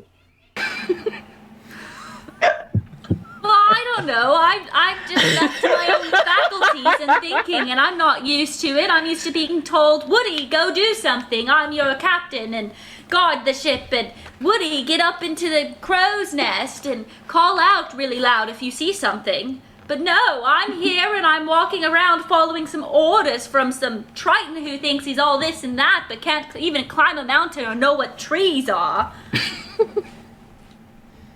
Yes, I'm okay. Okay. None of that shit happens in real life, alright? This is the real world. This is where real things happen. What you're talking about, stealing dreams, that's fake world shit. That's not this. You never know. I mean, I heard, from like sailor talk, that there was this massive thing called a kraken, and it like has these massive tentacles and it creeps around under the ocean and it like steals all of these magical ships. I also heard that there's a ship that can fly, but, and like travel dimensions or whatever. Can I ask you a question, Woody? Yes. How old are you? Oh, me? I'm like 10. That answers every question I had for you. Let's go back to the balls. Well, I'm more than old enough. I only live until I'm like 30. I mean, what do you expect? I have to eat twice my weight every Always day started to walk away. Woody's just following. Velas is just walking right next Talking to the Woody. whole The Krakens are real, right? It's not a mystery. There are several of them. What? Where are they? They live at the bottom of the ocean. They're nasty creatures. They're very rude. They don't even return letters or phone calls or... Sorry, not phone calls. Letters or messages. Or, Down in the sea, we do be. they canon, eat yep. emissaries. They don't even take care of their own gardens. Wild. So, could you I don't know. They're massive, aren't they? Do you guys keep them as pets, like really big pets? Are they like the Oh. dragons of the ocean? They're like the most fearsome creatures that anyone has ever seen or heard of.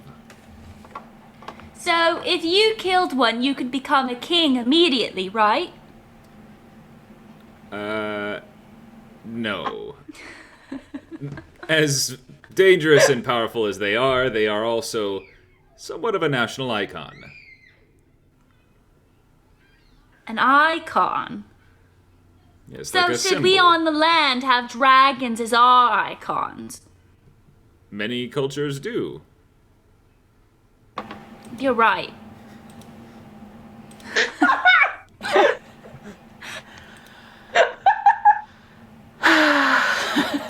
I love this. I imagine by this time we've gotten back to the Yeah. domes. Yeah. Meanwhile, in the dome, Dot would have been talking to Noah. Hey, you want to see something cool? Yeah. And then he'll use disguise self to look like Wally. Whoa! Oh yeah, because you're But- short Wait. too. I Yeah. gotta make it a check to see if he knows that's not Wally or not. But his eyes are still like the super piercing blue. Like he didn't change that. I mean, Wally has one blue eye, not that blue. Whoa. -1. He has an 8 intelligence. Yeah. I'm Wally. He's like trying to change his voice, but doing a really bad job of it. That's a really impressive performance, Wally. Yeah, let me tell you about this story. There was not ice. No one's There leaning was- forward in his There was chair. like one day it was really rainy, and then it stopped raining, and that's the story. Whoa, there's cool things that happen in the sky, Wally. Yeah.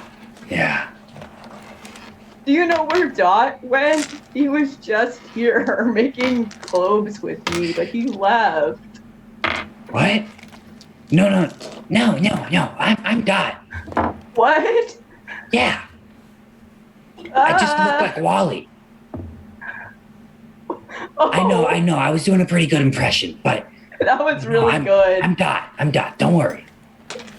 I worry a lot. But that was really good. I don't think I can do anything like that. I can try to teach you if you want. Oh, I don't know if I'm smart enough for that. Oh. Okay. I just kind of, things just kind of happen. I just try and be grateful sometimes to the moon, and it gives me stuff. The moon gives you stuff like cheese or ice. Does it give you ice? It's never given me cheese, but sometimes at night, water turns to ice. So maybe the moon is doing that. I never even thought about that. I'll have to ask tonight. Yeah. Let me know what it says. I will. No one's ever asked me to tell him what the moon said to me before. Really? I'll write you a letter about it. That'd be I'll- so cool. I'll hand deliver it to you. That would be so cool. Yeah. It'll be the fastest delivery I've ever done. I bet. It'll be like a new record. Yeah, probably. Yeah. Okay, I'm gonna work on that. Like, Dot's just gonna like mess around being Wally. Try to do a handstand, but like fall over. And it's Probably probably like right about then. yeah, it's right about as you go into the handstand that Wally walks back in. Hey. Oh, Oh, how Hey. quickly can I tell that it's Dot that looks like me? I mean, you're you. No, I mean like no, like Roll, like Dot and not Not Noi or someone else. Yeah. roll investigation. Yeah. I mean, he has the same very piercing blue eyes. So can't tell at all. Someone, oh God, someone killed Dot, and now they're you. Hey, don't worry. I are thought you so doing? too. Who That's the Dot. fuck are you doing? who the hell do you think you are? That's Like Dot, Wally. I'm me. Who are you? Oh. I'm No. Wally. Why are you me? I don't know. To be honest, I thought I'd be funny. and he'll change back to Dot. What the fuck? How was the tavern, guys? They didn't know shit. I mean, It seems like that memories are like going away. They don't remember anything. I don't know if that's important. Are they getting old? Right, and we suspect that there are these things coming in and like taking away their memories and their dreams and putting us in their dreams. Yeah, sure. That's what we all agreed on, yeah. Well, and they didn't know nothing. They knew who I was, of course, so there's that. They did know who Velos was, that is true. Okay. But that was it. Are we staying here for the night? Yes. You're the ones who made the balls. Yeah, they're pretty cool. Dots is pretty nice too. Look, we made this section where they overlap so you can see them both. Yeah. That's kind of neat. Thanks. As you're settling in for the night, if anyone has any other business to tend to, otherwise we'll just start the night. You're in your hut, so I don't know if you want to like establish like a watch or something, but Wally screams internally. I'll sleep in Dot's cave, like the cold. Ice. Igloo. Yeah, it's definitely probably like 10 degrees colder than whatever noise is. Wally will follow Velos into that one, realize it's cold as shit, and then walk into noise. Oh, you want to look at... Look, I put all these constellations up so you can see them. Wally's gonna pretend to sleep. Oh. I was just gonna say I like the stars because they're like the friends of the moon. And someday I hope that I have as many friends as the moon does. oh, But good night. all right. So y'all sleep in your various domes, and Noi, since you don't sleep, is the dome translucent for you? Can you see through it? I know it can be transparent from the inside, but I don't know if you. I set it up gotta- like that. Look up some stuff. Yes.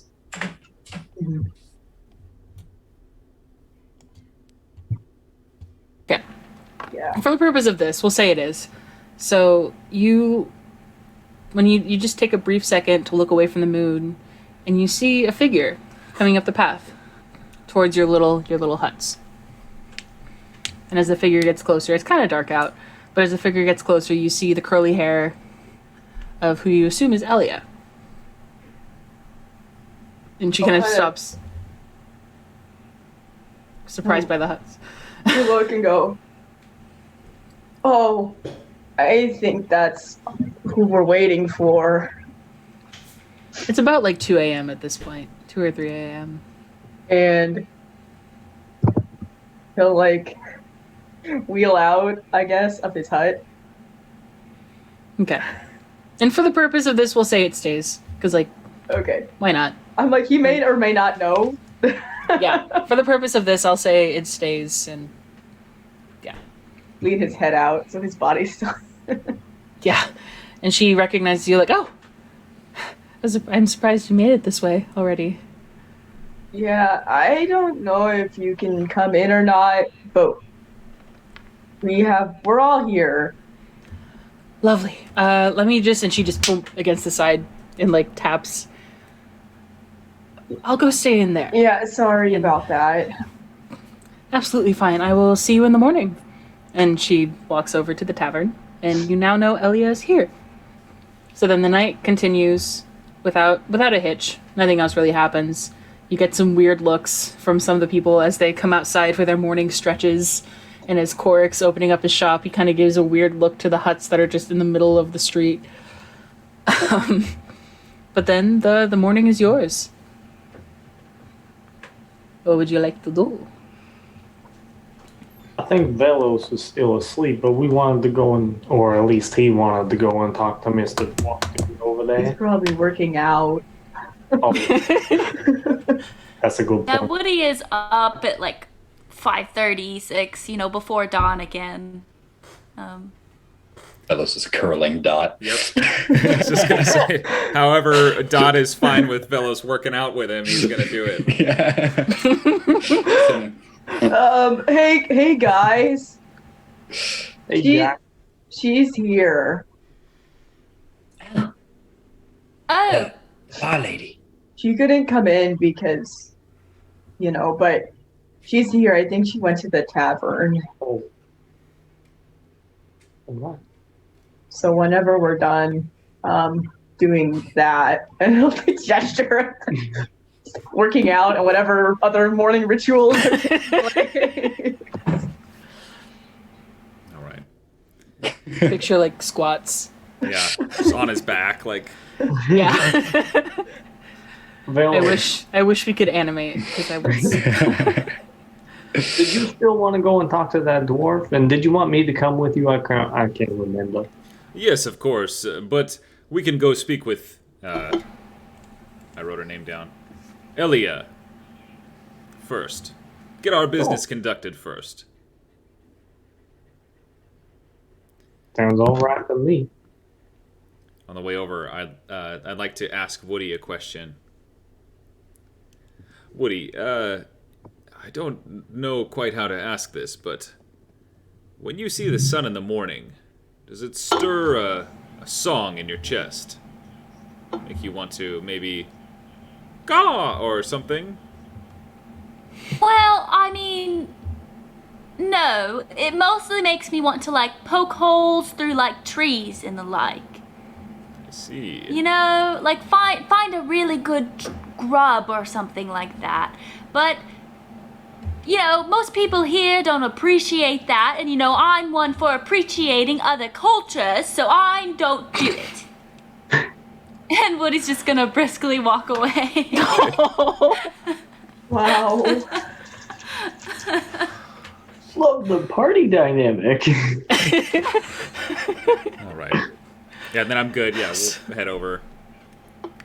Okay. As you walk in, she's kind of against one of the walls, just kind of dozing in one of the chairs. Hasn't noticed you because she's dozing. Hey, darling, we're here. Kind of jolts awake, like, oh, I mean, I saw, what was his Balls in name? the street. Yeah, the yeah, whatever those are. The balls. I heard, yes. Do you need, I know I need to talk to Quarrick. The blacksmith, I don't know if you've met him. Yeah. He's a strange little man. Oh, we were planning on doing that too. Great, because, I'll explain when we talk to him. And she gets up and starts making her way across the way. Okay. I And guess we're going. Quarrick's kind of setting up his shop, and Elia walks up like, Quarrick, it's time. And he's like, it's time for... Oh. And he goes back, and he gets like a crate, and he puts it up on this table and waits for Elia and their y'all to walk up. What time is it? It's probably like 6 or 7 a.m. by now. Like, 13 to 14 ice cubes by now. And Quarrick is waiting there. Elia is waiting for you as well. Do you... We approach, yeah. We do the wally waddle. Great. Hey, only I can do the wally waddle. Fuck off. I do a bad imitation of the wally waddle. Okay, there you go. So as you're walking up, Quarrick kind of takes a look around. He's like, all right. I assume Elia's told you about the business up there, yeah? Right. We don't cut know too much. Well, we cut a deal some 10, 11, 12 months ago. If bull fertilizer hits the fan, I am supposed to supply you with whatever you need that I can provide. For free. That's the deal we made. What does that mean? Molly, it sounds Well, like I you've make- already been here. Excellent work. Who are you? Wally must have come and spoke with you already and prepared the way. Gotten us a good deal. I appreciate the work, Wally. Nice job. Elia did all the work. I don't know who this Wally fellow is. I'm me. He'll lean over and say, Dr. Fromm. nice job, Wally. I'll reach up a hand to like fist bump you. All right, well, I can make armor and weapons, but I assume you're kind of in a crunch, so I can't really make anything. But if there's anything you're looking for, I am not allowed to charge you for it. Wow, that's all right. I'm not looking for anything except for maybe some, I don't know, rations. If you have any nuts, hard food, or Kanan. Well, I've got some like little homemade traveler's kits, and it's kind of just like a cute little bag. Like inside it, there's like a little packet of peanuts, a little like rations, like basically trail mix. And he puts it down. He's like, I've got 2 of those. Nice. I'll take those. This'll last, I don't know, 2 days. Depends on how you use them. You have something to help. Woody's gonna look over at Dot and be like, it'll last me a single day. Should you be the one holding them then? Well, Snacks. I asked for them, so they're mine. Snacks are good. Do you have something to like help climb and stuff? Because I'm not really strong. Let me go look. And he heads back. And there's a little bit of silence. And something clatters to the floor. And then another thing clatters to the floor. And then several things clatter to the floor. If worst comes to worst, I can help us climb. I got ways. I'm all. And also, looking at the mountain, the biggest thing to climb is just that where the path cuts off. Like, that's the biggest. The rest of it's kind of like a narrow hill. But it's not like straight rock climbing. But Wally's got like noodle legs, though. Not Wally. he does. Quarrick, after a couple seconds, Quarrick comes out like, don't have anything to help with climbing, but I do have these 2 potions. Oh, If you want them. I'll take one. What does it do? I don't really know.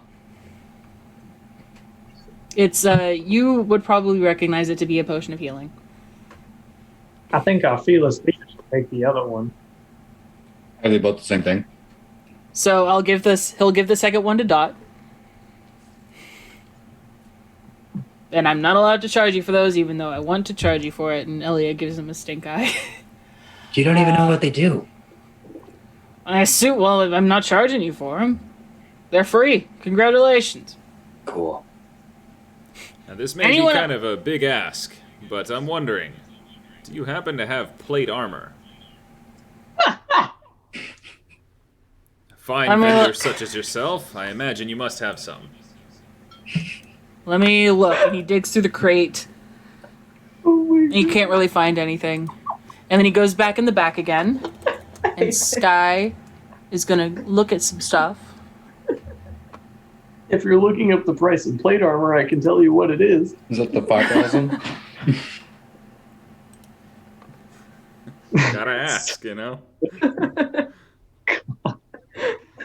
Yeah. Better shoot your shot. Flying around? The worst they're gonna say is no. He doesn't How much know. is plate armor? Oh my god. That's funny. He comes out with, it's not like a full plate, but it's kind of like shoulder pads almost. And he's like, I've heard that you can fight undead in these and not become undead yourself. Is there a problem with undead? Well, no, but... Undead or evil? I'll take it. Wait, hold on. All right. Before we go, I have something to tell everybody. Well, it's half plate armor of necrotic resistance. Okay. Oh, Let me give it to you. wow. Probably won't use it, but... 'cause it's not gonna be as good as my regular armor, but... we'll see. We'll say you still have, because it's kind of like shoulder pads, so we'll say you have the necrotic resistance. Okay.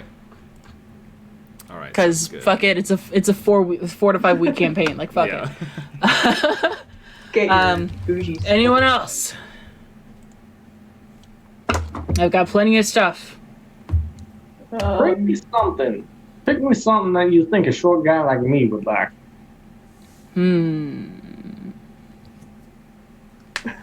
He goes back in the back again. I don't give a shit what it is. Just pick something. I hear ya. And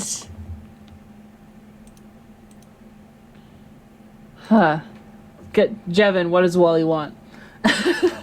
Literally just give him like a bundle of rope or something. Like Great. Cool. He comes back and he's holding this smaller vial. He's like, I've got a glass vial of something. I'm not an alchemist, I'm a blacksmith. I thought you were just gonna go back and like grab me like a slab of meat. Well, Elia would probably fight me if I tried to, because this is a long time deal. And I'm supposed to give you armor and weapons. So, vial. It's free. This is under the category. I'm not looking for something fancy. I will break something fancy. You got like rope? Let me look. And he goes back once again. He's not a very organized man. He doesn't really know where anything in his life is. And he does come back with like a 20-foot cut of rope. It's not very much at all. Just like kind of hemp, gross. It's like, I got this. Perfect. See, that's the kind of shit I was asking for the first time around. All right, and someone take this vial, because I brought it out of storage and I don't want to put it back. I'll take it. All right, Dot now has a vial of acid. Do you have any ice? No. Do you have anything ice related? Also no. Do you have anything cold?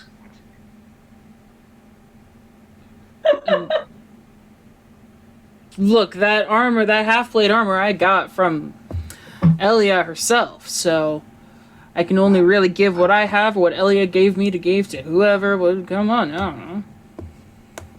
So the half-plate armor is cold. I mean, metal's pretty cold at times, huh? That's a good point. That's a good point. Well, I guess you have business to attend to, as I have business to attend to as well. Haven't even gotten the forge up and running today. That is the opposite Yes, of I cold. I mean- gotta get out of here. We should find out from Elia what we're supposed to be doing. Aside from just meeting her here. And she kind of sighs and turns to Quark and gives him a nod and says, hopefully we will be back. I hope to see you again. And he kind of waves her off and goes back to the forge to get it up and running. And she starts just kind of walking towards the mountains, assuming you will follow her. Yeah. Hey, Sure. Velos or Velos. I forgot how to pronounce the name. I'm so sorry. You're fine, Velos. Velos, I have a question to ask you about something you said. Of course, ask away. You said that undead are evil. Yes. You know I'm undead, right? What? And he'll like step back and like have his trident in both hands. Just, how did I not see this? I'm a fool.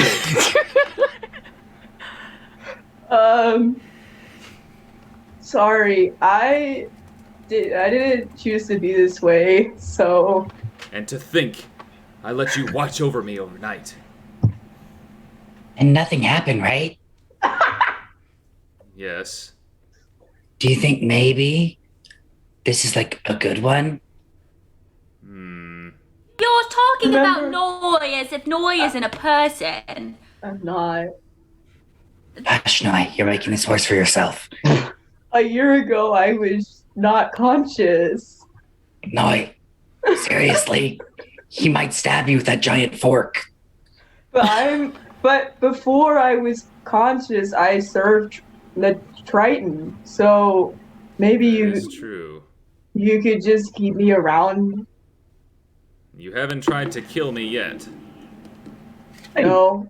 Fellows, I swear by my mother's beak that if you harm Noi, I'll harm you. We don't. I was going to say the opposite. I was going to say if Noi harmed Velos, then I could just kill the shit out of Noi, because I Whoa. got the lead him. You know, I feel like I'm caught between like two groups of two here, and I don't. I'm just gonna be like sitting over here if that's cool. At this point, Elia is easily like 50 feet in front of you, and she kind of turns back with a hand on her hip. Assuming you haven't been moving for this. We'll talk Probably about this not. on the road. Yeah. But I'll be watching you, Noi. Oh. Okay. Woody's gonna take to air and just Okay. kind of like. No, he's gonna like wait for you to walk and like wait. So he's like the last one in the row. Velos is just over his shoulder. You might fall if you keep walking like that. Definitely trips a couple of times, and it's just like, no, gotta go. Are you All right. hurt? So eventually you catch up to her, and she's nearly at the base of. It's kind of like the path is like a dirt road in a forest, and it's a piece of rock just like juts out. So there's a little like underhanging. But as you get closer, you can see it's kind of you're able to walk up it, like from the side. And she waits for you at the end of this path, and she's very, very nervous, and she turns to you all and says, I don't know what to expect. Right now, I know about as much as I've told you. If you fall, I will heal. Sorry, I won't interrupt. If you fall, I will heal you. I have that capability. So don't worry. There's not a lot to be afraid of, I hope. I mean, I have a question. So, are we just going up this mountain and seeing what we see, or is there an objective? I told you I used to frequent the library, yes? Sure. Yeah. Well, hopefully it's still intact, because I'll explain when we get there, okay? Oh, so we're just going to check this library out. Largely. Okay. I'll explain once we're there, okay? Okay. I can't speak freely here. Does it cost you to speak? How much is it? I have a little bit of money. What? It, No. oh. If you allow me a You moment, I would like to do something before we go. Okay. And you see him like paint all these symbols across just with his finger, just drawing all over himself. And you see the runes that he's painted flare. He says, "Now, Velos, now, Noi, we can work together. I have protection from undead, evil creatures." You don't need that, but I'm happy for you. He's gonna cast protection from evil and select undead. So he's protection from undead. Or if that makes you feel better, okay.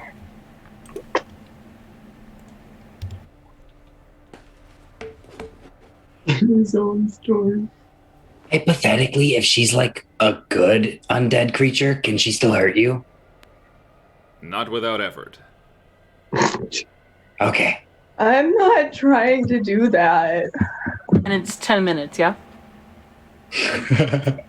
Yeah. He's Okay. Oh, the 11th minute. So We minute strike. 11. Minute 11. Okay. The 11th minute. So after a couple tense seconds, she's like, are you all ready?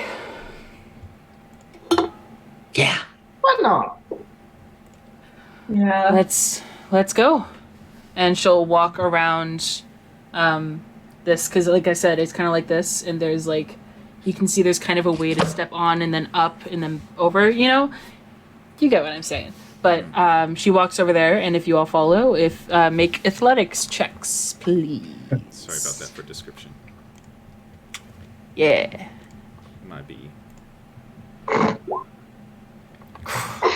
Oh. I like how Well, you still got Woody, better than you're me. flying, so you're fine. Woody falls from flying up for a bit. Just kind of. I was like, You misjudged how high you would need to fly, and so you almost run right into like the jutting of rock. You know, but you're fine. Wally, your little legs are having a tough time getting up this like it's kind of like a dusty cliffside kind of thing, like a shallow cliff. And then Noi, you're on wheels. Velis, you're fine, and Dot, you also kind of struggle, but your nails kind of help, and you all make it. And you finally see this, it looks like just a sad wasteland. There's no trees, no life, no bushes, no grass. It's all dirt and stone. And Elia is clearly overwhelmed and not really sure where to start. But eventually she just starts walking in a specific direction, if you all follow. Great. So she walks for a while and she stops and tries to get bearings. And at one point you see her stop and try to like kick through the dirt. And nothing happens. And eventually you all come to kind of like a plateau, like a small plateau. And I'd like everyone to make a perception check. Vision. Oh, Dot is not seeing. Dot is licking his eyeball. Alright. And Woody. Perfect. So, Velis and Woody, you notice that the side of the cliff is kind of like crumbly.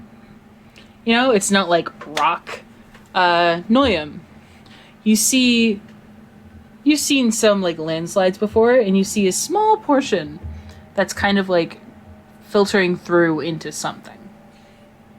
Like there's an active landslide happening, or No, it's a very remnants of small one happening.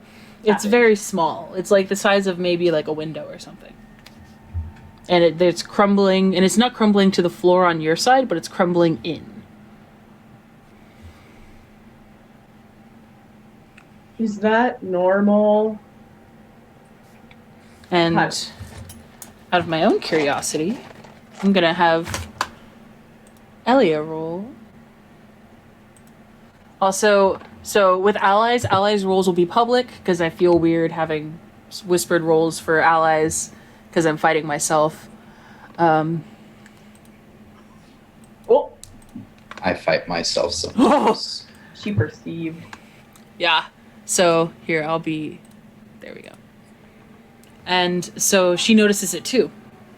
And she's kind of frozen for a second and looks around and says, "This is about where the tower would," and she walks forward and pokes in, and the dirt falls through. And it all kind of, in one mass, it just and you see like a window shape.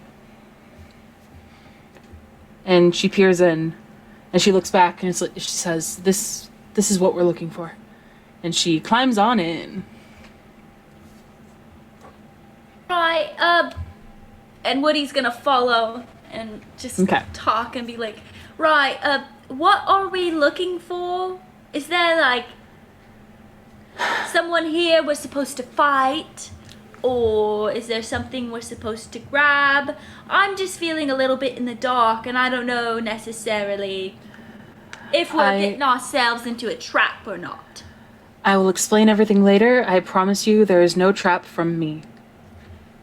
And later, Alright. as in when we're in the proper... I'll explain. And she keeps... It's kind of like... It's like a fallen tower, so it's kind of diagonal. And, yeah. So if you all follow, it's kind of steep, so it's a little hard. But you finally... It's a little bit of darkness. There's no real light. And you just kind of blindly follow Elia into... You reach this large chamber. I'm going to stop the scary music. This large... Dark vision. Huh?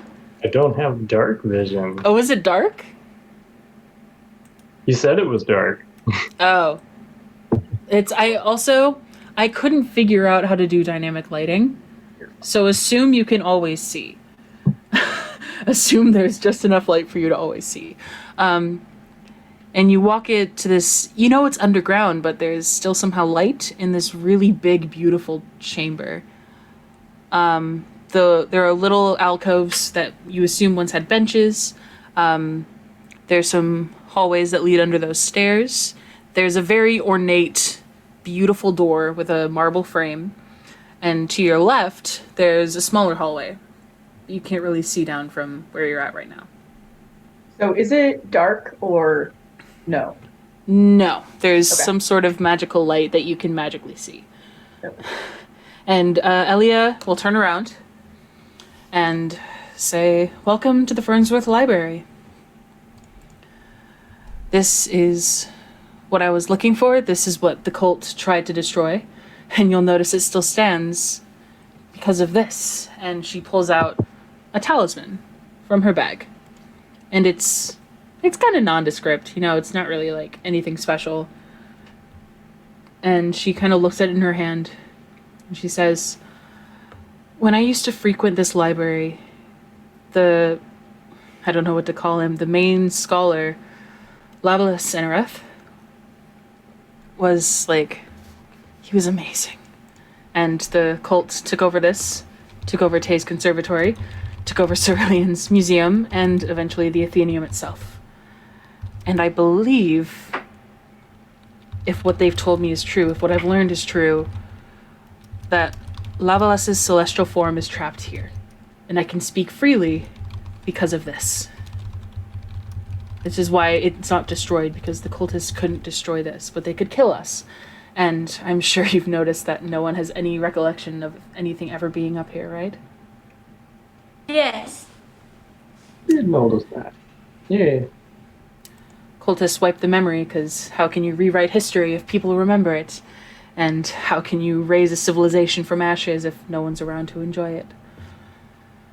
So, part of the plan was us three, there are three of us. For the others, Tay and Cerulean, that's all part of the plan, but once we free Lavalas, I'm sorry to thrust this on you, but I'll need you to go help the others and then the Athenaeum as well. I'll pay you, of course, and everything will be handled, but it's either this or this entire area gets burned to ashes and you with it. So what do we have to do? What? What do we have to do? I don't really know. I know this can summon him if placed in the right place. And I've never been... The Fernsworth Library is home to a grand lecture hall. I'm gonna get some music going, because I forgot about that. Is home to a grand lecture hall where scholars and academics and everyone would come preach, basically, but it was limited access.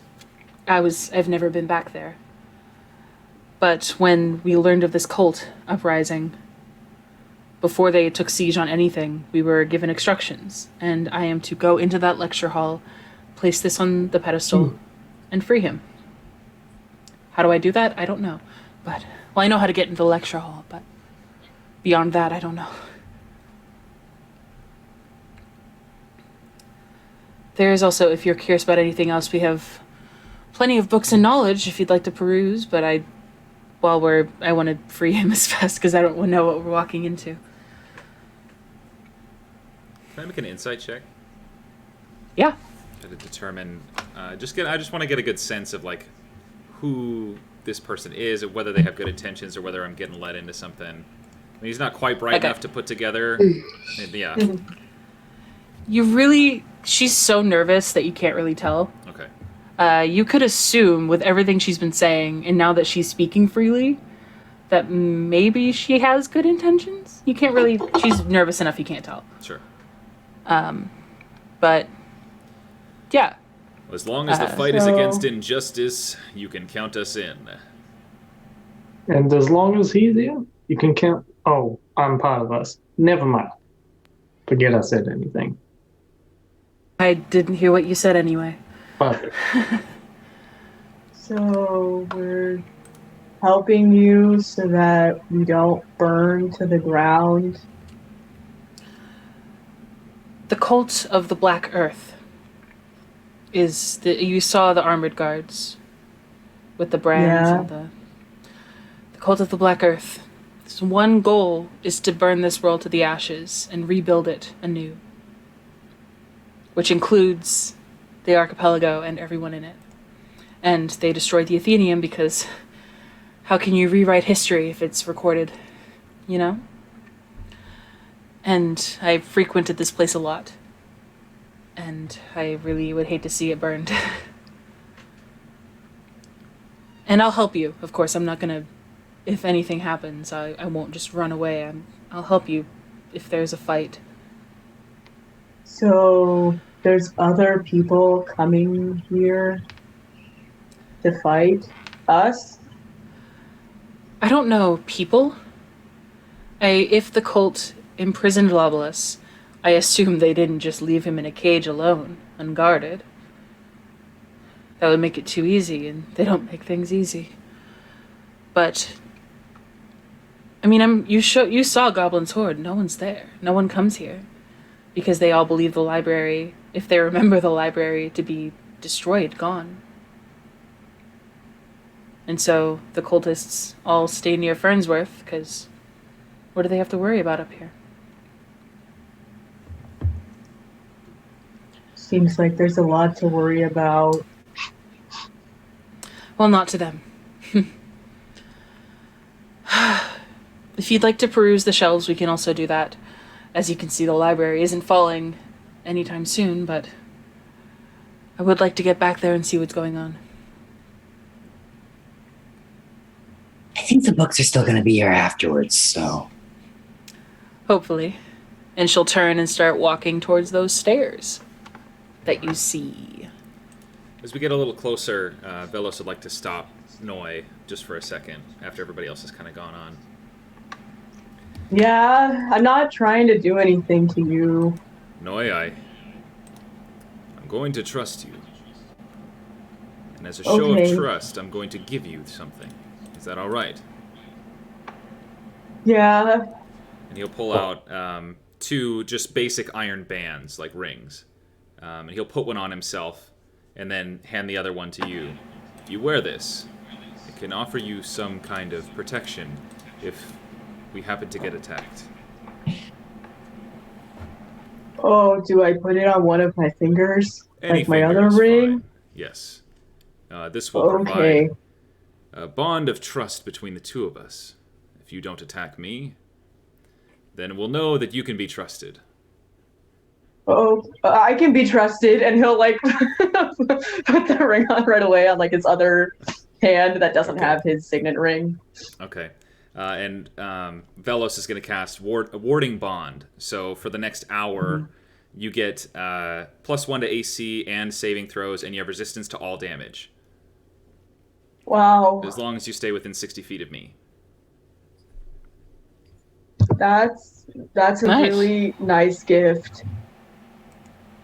Don't lose the ring. I need it back. I wasn't planning on losing it. Just let me know when you want it back. All right. I'm good. Alright, so y'all are following Elia. Yep. She walks up to the door and pulls on it. Obviously, it's locked. Then you all, and she sees the little perfectly shaped keyhole for the talisman. And she puts it in, and it glows this brilliant white radiant light. And you hear a as the door unlocks. And she takes it back out and opens the door. And now we are here. Hopefully you all can control your tokens. Let me know if you can't.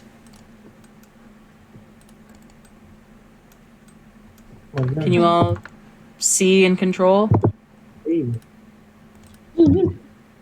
Correct. Okay. So move about as you wish.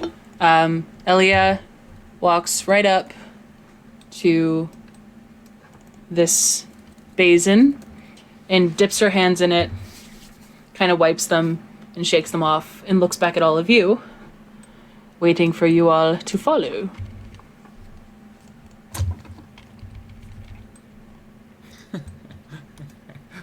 Woody, you're just a bird. You like that? Abigail just sent me a picture of a woodpecker. Like, okay. I didn't know what else to do. The Velos art is like staring into my soul. Like every time I look at it, I'm like, he is there. Everyone's like a reasonable distance of us. It's just hello. But if everyone can make a perception check. Perception. Vision. See Batman. Okay. Dot, Velas, Woody, 23, 8, 16, 11. I forgot I need to read them out. And Wally is 20. Great. So, Woody, Dot, and Wally, you definitely, some of the blood spatters definitely, well, there's blood all over the place. And you definitely recognize them as bodies being dragged. That's fine. Like the patterns are cognizant with that? Is that the right word? I don't know. All of you see the doorway to the left is completely blocked. The doorway to the right is open, and there's another pathway directly forward. And there was definitely some sort of fight here. There's blood all over the place. Yeah, but Dot, Wally, and Woody, you especially notice that it looks like bodies were dragged probably after death. Wally will reach into his pouch on his hip and just pull out a dagger and just start spinning it between his fingers. Okay. That would be Elia's the same with an ice cube. Elia is very, very nervous. She washed her hands and shaking them off, and she's like, I've never been back here before. I don't know what to expect. Access to the lecture hall is restricted, and this is new. Are there not normally dead bodies being drug around, or? No. Obelisk is completely, he's a pacifist. He doesn't fight. We don't fight, usually, only for defense. Then we'll be on guard. I don't know which way to go. I don't... Well, we could try to, like, follow the blood, and maybe that will lead us somewhere. Okay. You do notice there's no real rhyme or reason. Like, all of the blood is being drug out, like the way you came. Like, or you could assume.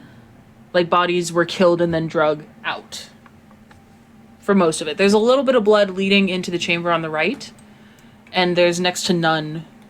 Well, there's a little bit leading to the center, but it's primarily just trash and daggers and cuts pieces of armor. Well, that's all Woody's intelligence can get, so.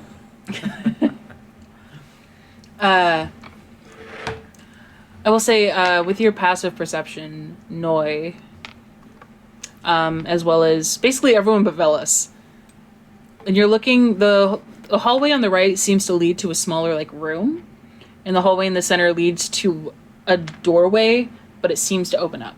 There's no, like, door, it's just an open, like, arch, and it seems to be a giant room. Where would you like to go? Because Elia's very nervous and clutching the talisman and kind of glued to her spot. Elia, you need to focus. Tell us where to go. I've never been back here. I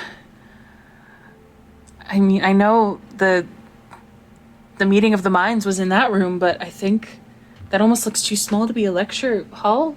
And he told me in the lecture hall to put this on the pedestal. That room looks big, probably. Those doors are pretty big. So let's go that way. And very nervous and kind of intimidated by you, Velas. She's gonna head up. Go. Would you be offended if I turned this water to ice? I mean, maybe don't. Okay. It's like sacred or whatever. Fully ice. And we go here. And we go. It's a big ol' map. It's a big. Oh, Map. that's pretty big. Who's Have to just see. the? Who's just the? Oh, I need to give Woody. That was my placeholder for Mr. Woodpecker. Mrs. Woodpecker. Woodpecker. There we go. Pick some wood. I can't collect myself. Okay, so as you're walking in through this doorway, kind of single file, you have to go single file. It's this giant, beautiful, you'd almost mistake it for a cathedral. There's a long path, as you see, with a bunch of benches. Some of them are broken in half. Some of them are destroyed, leading up to this, like, lectern. And there's a beautiful, like, stained glass window above the lectern. And you can't really see much. It's kind of far away. It's a giant, grand marble, kind of cracked. There's some random outcroppings of stone, a lot of blood, you assume, from battles. And as you walk forward, you see there's some crystals. 4 large crystals. 2 of them here, and then 2 more up near the lectern. And they're not like anything else you've seen in this dungeon, but it's quite a sight. And Elia, very nervously, sorry, I clicked on the wrong layer, walks up. She zooms. Sorry. And looks back to make sure you all are following. I can't move. I don't think we have access to our control or tokens. Yeah. One sec. Like I said, I don't know how to do Roll20. It's I was wondering why okay. y'all You're weren't doing moving. Who is this? Is this Dot Gizzard? I think that's Wally. Wally Farmind has access. I'm right here. Dot Gizzard. Noi. That sounds like an Australian saying no. Noi. Noi. Noi. And Hi, mate. Woody A. Woody, eh? Is that Woody Allen? Yeah. Yeah. And Velos. Okay, you all should have access now. Is that Velos Allen? Wally Allen. Dot Allen. Wally West. Okay. Barry Allen. Yeah. Full circle. All right. And Elia looks back at you all, and you see, like, the lectern has a small slot, you assume for a talisman. And she looks back at y'all for some confirmation that you think this is the right thing. I pull out another dagger from my little pouch, and now I have 2. All right. So Third ice cube. she places it. Third dagger. Well, first I'm going to get some noises going. Friendly noises only. This kind of This is a sense friendly of noise. This is a friendly noise.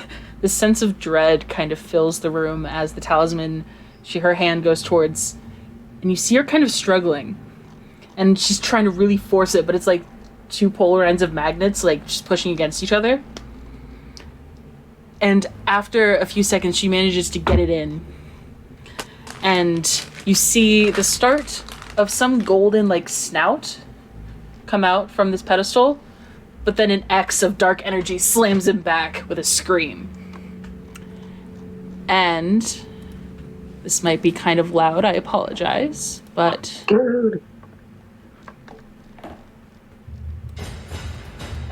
out of this, is that loud? Is that okay? No, you're fine. Okay. Out of this, after the dark energy in an X slams him down in that scream, this black mass shoots out of the pedestal. And you recognize it after a couple seconds. It forms into this giant undead dragon thing.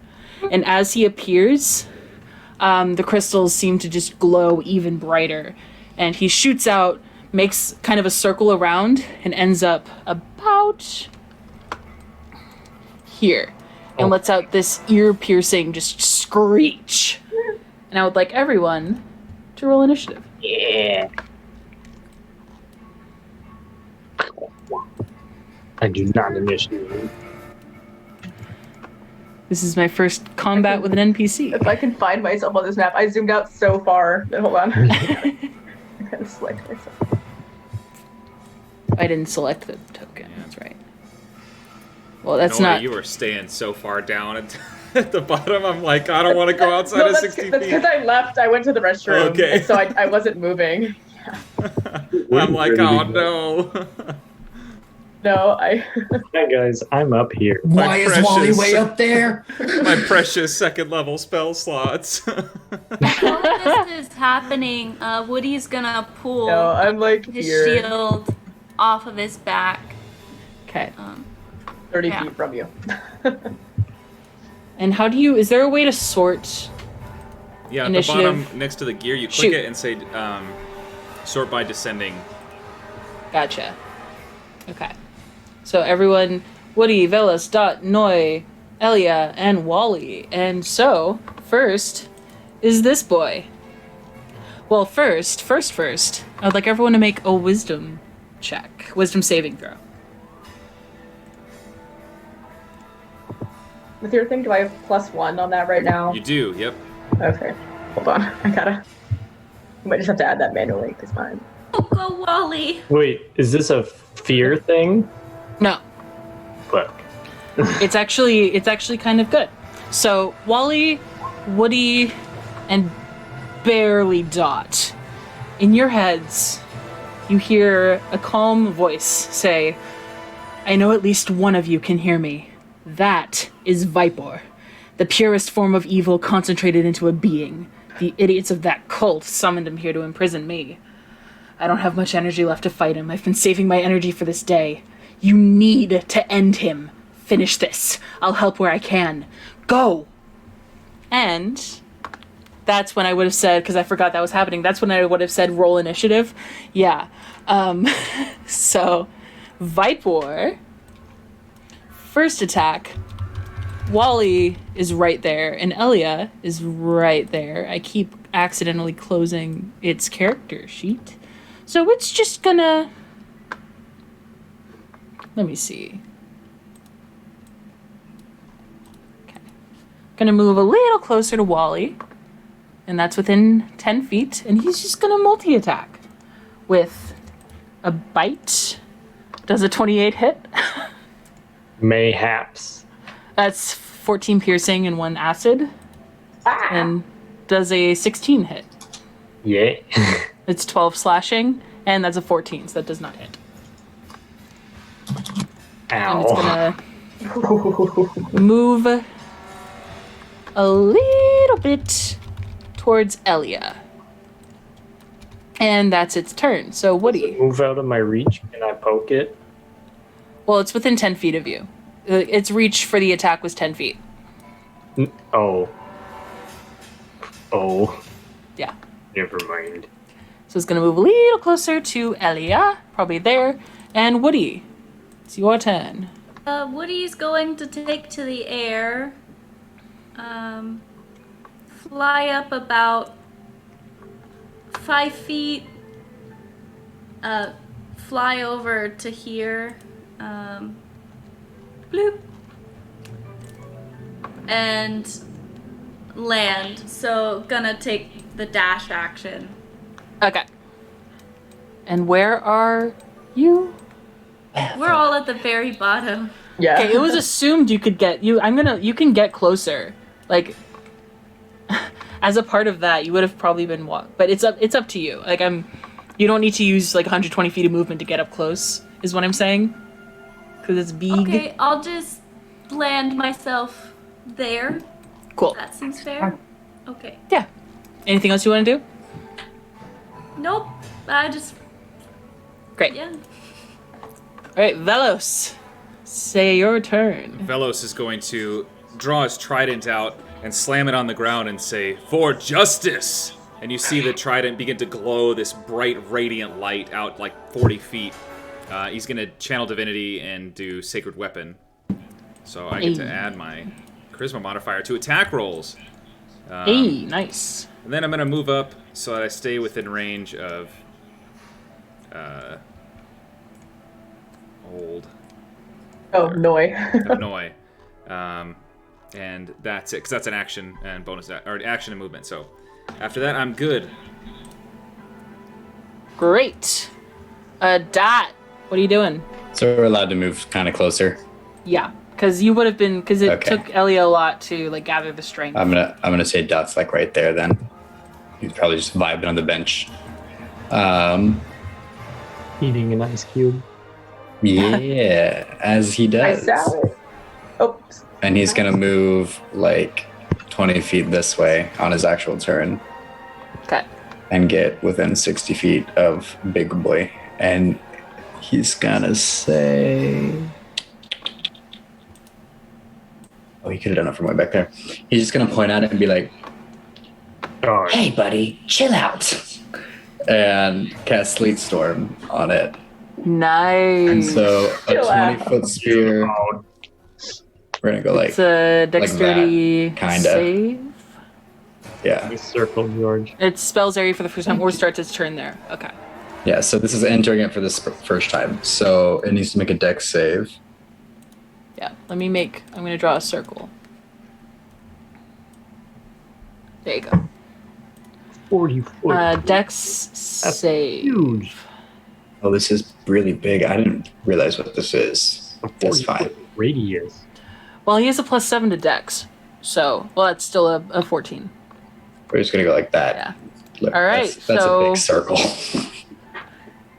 And it's All right, so it takes on a failed save, it falls prone, so it is now prone. Do I need to do this? No, he was trying to make it to where it's just the dragon. Oh, okay. And then he's gonna back up a little bit and hide behind this bench. So let's say prone is this one. You can't see that. This, you can't see any markers. Great. Okay, well, is that your turn? Yeah, that's my turn. Noi, your turn. I'm trying to remember what all my things do. Let's see. He's going to first move closer, and then how far is that thing? It's I can't get my maps to. You can kind of set yourself where you want. We could both move forward some. That would be great. So I am a melee fighter. I'm trying. Me too. I'm trying to move. But No, I mean I think Skye said it was alright if we moved closer. Oh, okay. Are we both allowed? Yeah, because you would have Okay. been moving when Elia was Okay, getting then in that strength. case, yeah, I will move a lot. Like a reasonable amount, but you don't have to be all the way back. where I you go were. Hot On Wheels. the other side of the map. Yeah, you just end up on the pedestal. Hello. Okay. Yeah. That's great. And I here. And okay, let's see. Sorry.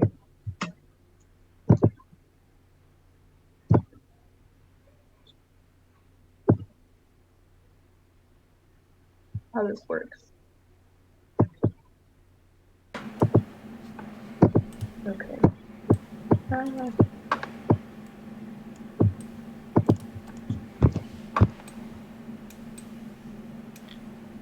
Okay. Let's see. That's close enough. He's gonna cast a little guiding bolt at this thing. Nice. Great. After like wheeling behind, like just trying to keep up with him, and then he'll fire off that. Let's see if it goes correctly. Ugh. 10 does not hit. However, you notice as you kind of miss, it kind of goes a little far, but you notice the little bits of radiant energy kind of like make a little dent in his side. Like it doesn't seem like he might have taken damage, but something happened. Is that your turn? Yeah, he's just gonna look like flustered and overwhelmed, like oh Okay. no. Now it is Elia, and Elia is gonna see this dragon just absolutely fuck up Wally. Fine. And I've cast- lost, like all of my health. And cast Cure Wounds at 2nd level on that boy. So that's 12 healing damage to Wally. Hey, thanks. And she's gonna... You know, your touch feels nice. Oh yeah, she has to move. She's like there. You got soft hands. Thanks. Soft hands. Thanks. And she's just gonna, like, be freaked out as well and just kind of hang out there. And now Wally. That's me. Okay, so he's feeling better, but he's still gonna he's gonna flip around his daggers in his hand, so he's holding them reverse, and he's gonna kind of jump up onto this table, do a little bit of parkour, and he's gonna jump off the table in this direction. But in midair, this pink mist will form around where he's jumping to, and he just disappears, and he's gonna land right there. I'm doing my free Misty Step. Cool. And so we'll just kind of plop down onto the ground and turn around and throw his two daggers, his dagger. Okay. As you throw them, they go straight through. What? They don't seem to hit. Is that normal? Anyways, I'm gonna keep running because this is bad. That's as far as I can go on my little legs.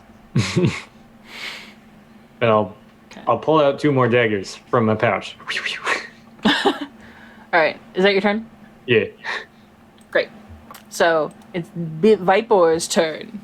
And he's going to turn to Sathreya, see the talisman in the pedestal, and freak the fuck out.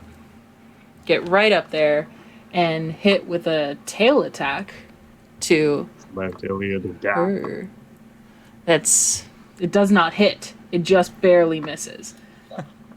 And Elia is freaked the fuck out. So say 5, 10. So that didn't work. So he's turning back to y'all. 15, 20, 25, 30, 35, 40. It is difficult terrain in there. Right. That's what that circle means. Yeah. He's not going to go very far. Let's do that. And he's just going to sit there cold and angry that his tail didn't hit and roar at all of you, which is a free action, and just be upset about the cold. Woody. Yes, Woody is going to. First, sorry. Initiative count 20. I forgot about that. How do I add a marker for initiative count 20?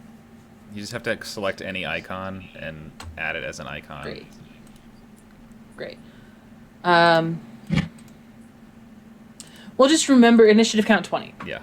So, you all notice these crystals start to get really, really, really bright and let out a pulse of energy.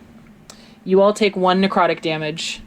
And, Noi, the little bit that you, or who was it? Avelos? No, the guiding bolt. Oh. The guiding bolt. That was Noi. You notice the little bit that was, scraped away reforms. And that's initiative count 20. Now, Woody. Yes, Woody is going to run up on the, fly up onto this thing, and grab him with her talons. There's nothing to really grab. You go to grab and your talons just go through. Ah. Well, Woody's gonna do that, and then back the frick off. Okay. Let's see, 35. I think I only have that much left. Bloop. Just hang out there. Cool. Is that your turn? I'm gonna say something if I may. Go for it. Guys, I'm not able to hit this thing. What do we do? Elia's very shaken, but she'll say, if your talents didn't work, maybe magic will? I'll try. She's panicking. But, yeah. All right, Velos. All right, Velos is going to rush up because his weapon is magical. Nice. I don't know where is exactly on, but I think right there is good. And he's gonna just swing and go ahead and pump in a Divine Smite if he hits. So I'll add it right now. Okay. So it's a 25 to hit. That definitely hits. So It doesn't take any piercing damage, but he takes the radiant. Okay. Oh, my attacks are And you magical, notice- too. And you notice with that radiant energy, it leaves just a gaping hole. Okay. Haha, foul beast! It seems magic is the way to attack. And he'll swing one more time. So 29. And that hits. So Pump the in other Divine total- Smite in. Yeah. Okay. All right. How do you subtract health? Oh, it's from the token, right? Yeah, it's the easiest way. Yeah. 1 sec. I have to do that. Whoops. This is great, guys. We're doing great.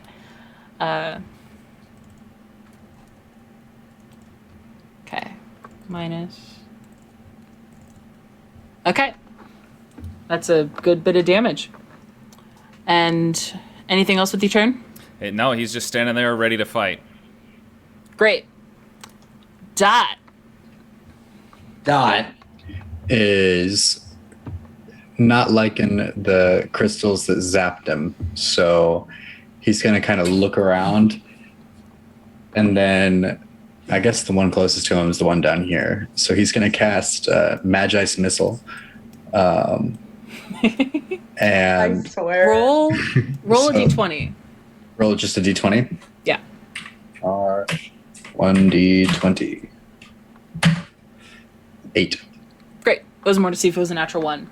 So you let out this Magi's missile, and it hits the center of the crystal, and there's a brief moment where So- nothing really happens, and then it just shatters. Gotcha. And there's- all of you see, when this crystal shatters, the scales of Viper kind of flicker in and out.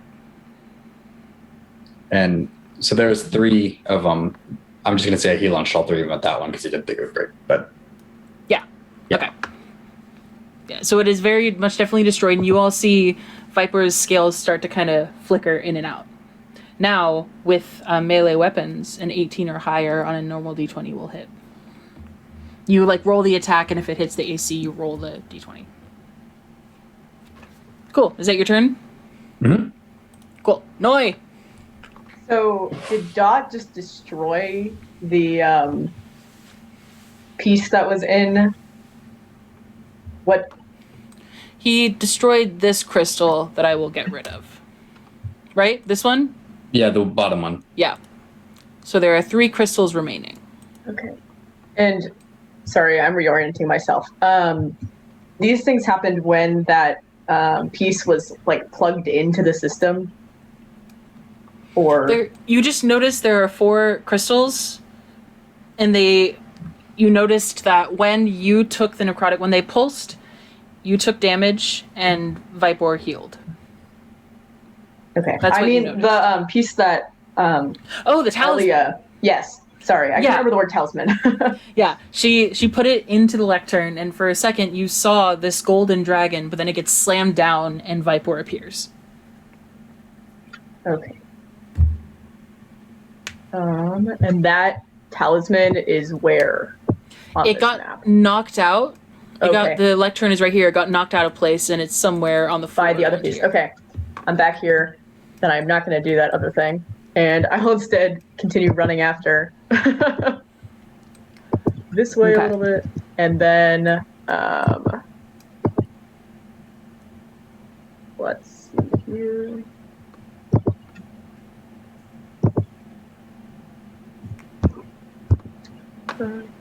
What is the range on this one? Ooh. Not knowing much better, I guess he's just gonna take a little fire with his what does he have? A light crossbow. Okay. And just kind of panicked at the beast. Yeah. Go ahead and roll an attack. Let's see. Oh, okay. Roll a d20. Nice. So you manage to get just as the scales flicker back, and it goes into the scale, and even as they flicker out, the arrow stays there as if, yeah, you did damage. That's Okay, so he's just kind of like rolling up. He's like, yeah. Justice. Shoots Yeah, it definitely. off like, oh boy. Yeah. And Good job. That's the move. Cool. Is that your turn? Yes. Cool. Elia is very scared by this tail that came at her. And that's Vipor's sheet.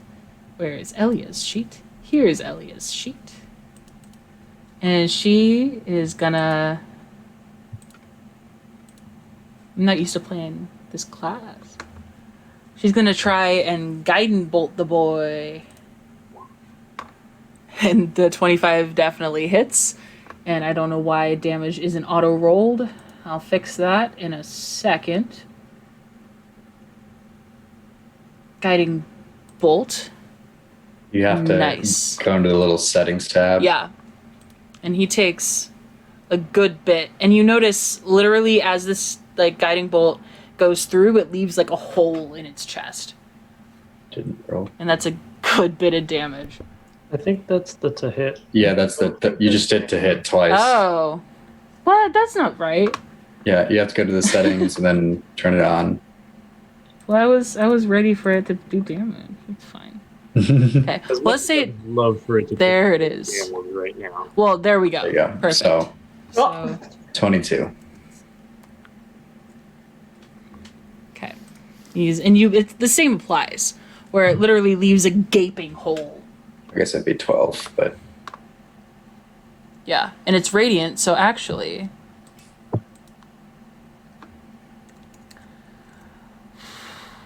This guy is... Yeah. Okay. So, Wally. It's me. I kind of hear this crystal explode in the background back where Dot was, and I'm like, all right, I could work with that. And so I'll just kind of hop up here onto this bench and go this way. And when I'm close enough to the crystal, I'll like hop up onto this chair and I'll have my 2 daggers and I'll go and just yeet them at the crystal, I guess. All right. Roll attacks. And this has that thing, and it has that thing, and it does that thing.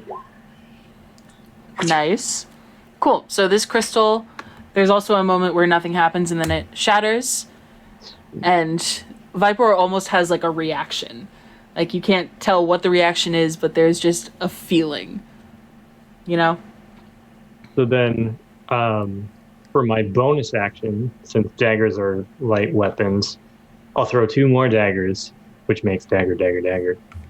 Okay. Oh my. Directed at the dragon. dagger. Not the Okay. dagger. Ice cube. Ice cube. Okay, so there's that. Hits, yeah. Didn't add the stuff. Why didn't it add the? It didn't add the stuff. There should be some extra damage on there. There should be, because from my dreadful strikes and from my favorite foe, there should be another 2d4. That's a lot of damage. Okay, cool. So that should be 12. Great. And that's using one of my favorite foes. And then I throw another dagger. That does not hit. No! Sadness. But that's okay. Oh, I forgot. Oh, it's fine. That would have been fine. Yeah. I forgot about the whole. Yeah. Let's say for the narrative, you managed to get it when his skills are there. All right, now it's his turn. Oh god. He's not very happy with this, so he's gonna fly upwards about 50 feet. The room is about 80 feet floor to ceiling. He's in the air 50 feet out of this sleet storm. And he's gonna go another 60, Oh, 70, 80. hi. And he's gonna let out an acid breath No, he's not. in a 60-foot line. So, Velos, is that? Yeah, Velos and Elia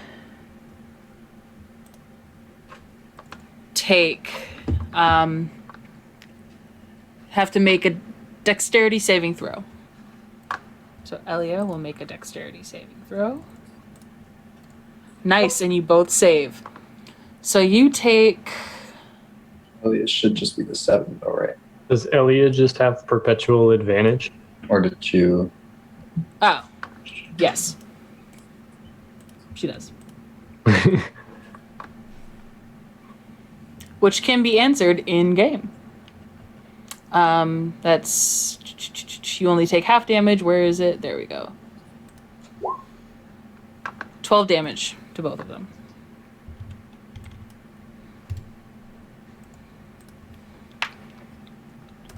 Okay. And he is just not happy. Initiative count 20. The crystals pulse again, but you don't feel any damage taken. And Viper isn't feeling very happy either. And you notice, while the first time he was completely reformed, now the hole in his chest from the guiding bolt is just slightly smaller. So that happened. Okay. And now, Woody. Yes, Woody is going to... that's not what I wanted to do. See that people have been going to destroy these crystals. And, just kidding. That's too far away.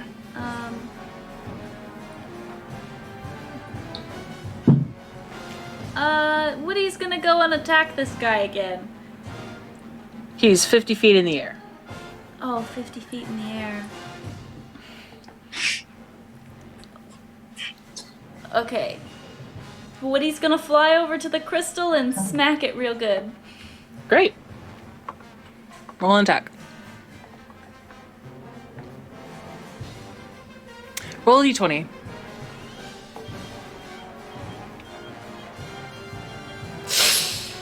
So you get a really solid hit, but it doesn't quite shatter. But it's definitely, it's a hit. It starts to crack. Hit it one more time. All right. Go ahead and roll another d20. And this time with this hit, it does shatter. Took a little bit of effort, but you got I'm not doing rage. Ignore the rage. It's not damage, it's numbers. Oh, okay. Yeah. Yeah, so now there is one crystal remaining, and Viper is 50 feet in the air. Is that your turn? Yes. Cool. Velos! Velos will move closer towards Noi, just kind of take a stance, like, ready, and he's going to take the help action for whatever Noi might need help with. And that's I it. have a question on your bond piece. Yeah. Is it warding bond? So did I also take damage when you took that damage? No, it only works from you to me. Okay. Yeah. Just making sure. Yeah. Okay. Is that it? That's it, yep. Got the help action, Cool. so... Dot! is going to cast Magic Missile. And so there's 3 of them. So he's going to send one at the cube. Not the cube, the crystal. It's a crystal. It could be a cube, but it's a crystal. And he's going to send 2 at the dragon. Okay. Go ahead and roll.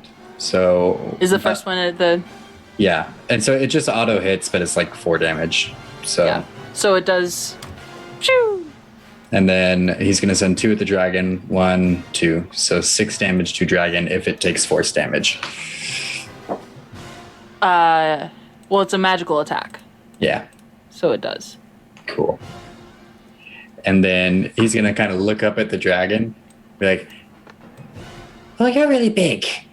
I'm gonna go over here. And dash behind the pillar. Okay. There's not technically pillars there. I know the art makes it look like it. Okay. If there's a thing he can like hide Yeah, there's next the to bench. or under. There's the bench. Sure. He will literally lie down under the bench. Okay. I know it looks like pillars. This is just a pre-made map. No Is worries. that your turn? Yeah. Noi.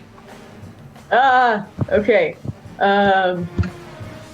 Apparently feeling newly invigorated by his friend, question mark. Let's see here. This thing is right above Noi, right? Yep, 50 feet in the air. 50, okay. That is not. And so for the help action, would that just be giving, if I were to cast a spell, that would be advantage on it? Yeah. Or how would that, okay. Help just gives advantage on whatever you're doing. In this case, we're gonna try another guiding bolt at this fun little friend. Let's see. Wow. Yeah. So, as you cast this guiding bolt, how do you picture this guy falling? Through the power of friendship, Noi looks over at Fellows and is like, "Oh, I've never been helped before," and he looks up and he like holds out both his rings and he just goes, "Not my friends, please," and just like pushes the dragon away and casts the guiding bolt at it.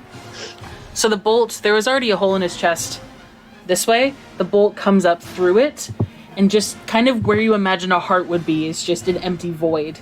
And with this loud, almost scream, almost roar, this radiant light, what a perfect time for the music to stop. This radiant light just takes a place and just shatters him.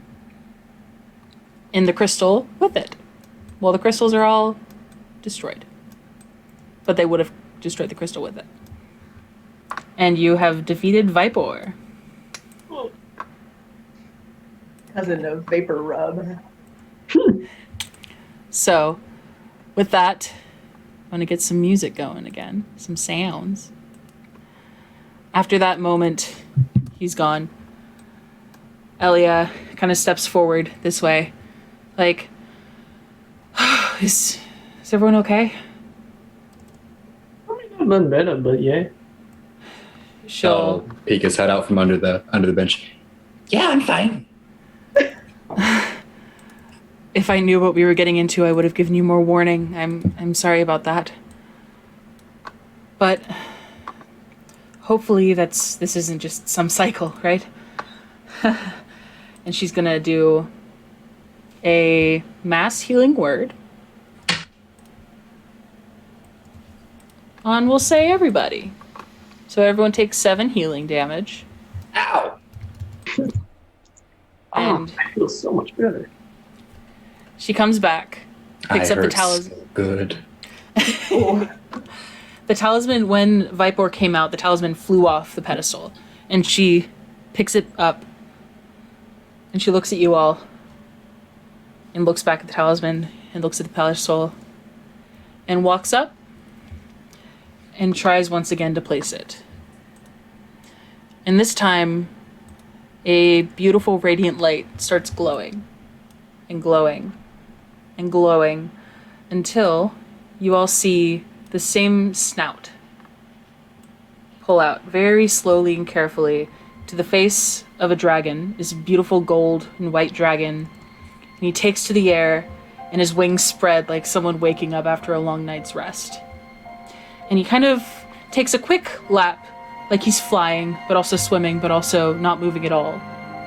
And he ends up, I don't have an icon for him because it's not a battle, but he ends up settling with heckin' his tail, his head is like here, and his body is curved like this.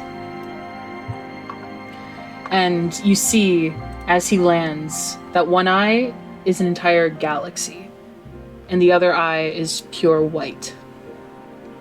And his mouth does not move, but you hear a voice that's very familiar to, I believe it was Woody, Dot, and Wally that heard. His voice is very familiar. And once he settles, it says, "Thank you for freeing me. My mortal form is still trapped, but at least my spirit is free.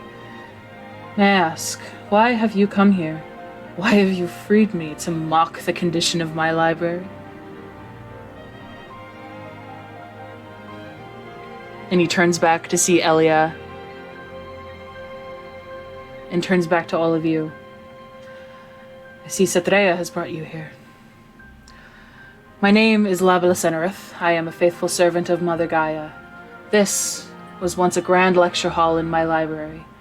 Philosophers, professors, academics, including myself, would all come here to share their wealth of knowledge. Until about 10 months ago, when a cult took siege of the Athenaeum. They destroyed my library, Tay's conservatory, Cerylion's museum, and took the Athenaeum as their base.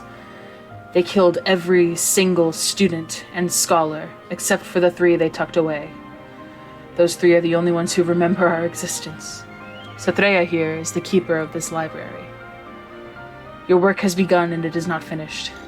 I'm sorry to thrust this on you, but now that you've started, you can't quit. Freeing my spirit is nothing without freeing the rest of my pantheon in our mortal forms. This cult separated our mortal form from our spiritual forms and imprisoned us because our morals don't align. Our mission is to nurture the earth in its current state and guide it to a fruitful future. Their mission is to destroy the earth and create their own from the ashes. You can see where the inconsistencies lie. I don't know what you're walking into. For once, I know as much as you do. If my understanding of Vipor is correct, it was not any ordinary dragon. That cult has access to magic that concentrates our evil, our vices, our fears, our pet peeves, into a being used to trap us. For me, I hate puzzles, riddles, and mind games, and you all didn't experience it, but Vipor played a mean trick on me. I believe the best way to train your brain is through exploration. I know Tay hates her lovely charm and beauty, and Cerulean is afraid of appearing weak. I don't know what this means for them. We haven't been able to communicate since the start of this, and he kind of lifts his head a little bit. And I can't hear them now. I don't have much energy left to remain here. That talisman acts as a summon until my mortal form is free. Satreya, make sure to take it with you as you'll need it to free Mother Gaia. And he looks back at all of you, and you can't really see, expressions, but you feel a smile. And this dragon starts radiating this bright white light, and you hear, record and preserve the lessons of history, and draw lessons from that which has unfolded.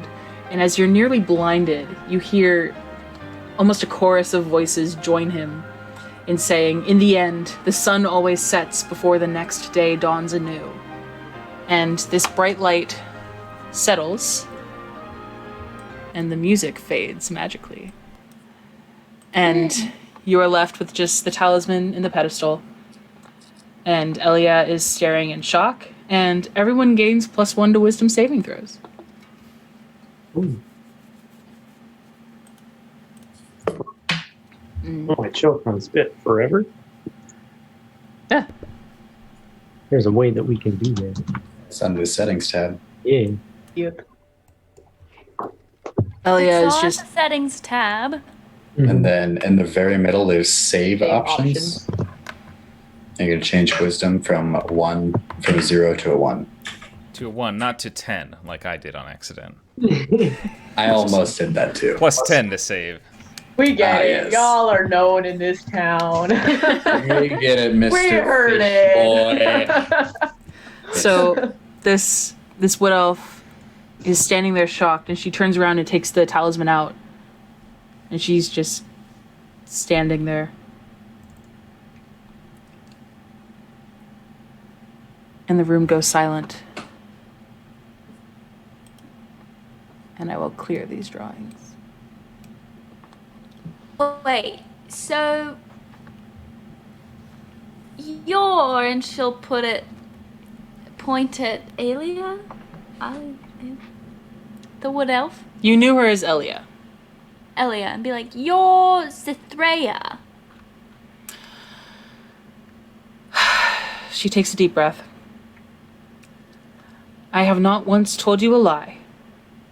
I have merely withheld the truth, and I apologize for that, but Some would Imagine- consider that a lie in and of itself, you know. Kind of lying to us.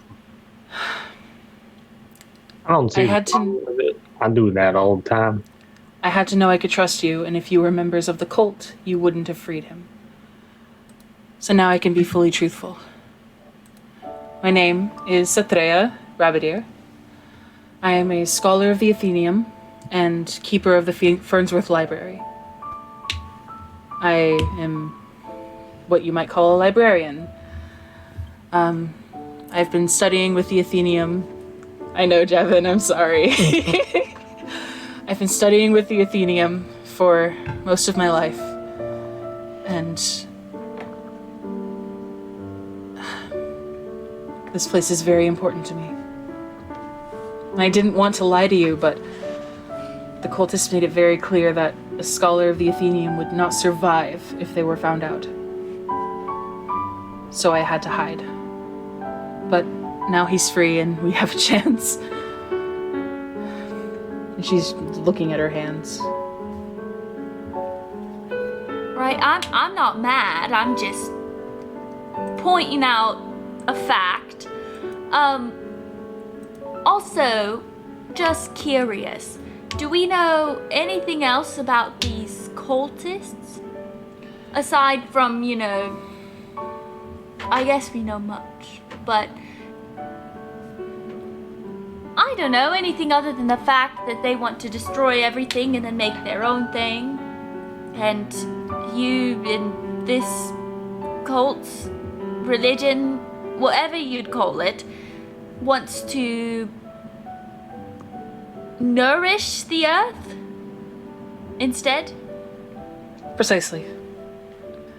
These cultists believe that the earth in its current form is impure and needs to be cleansed, while scholars of the Athenaeum see it as beauty that just needs to be nourished. And we don't know much about them really. The only records of them prior were of centuries ago. We had a little bit of time to research them before they laid siege, but not a lot. But we do know that they have access to energies like the ones Levelus described, where they can just shift someone's fears into that.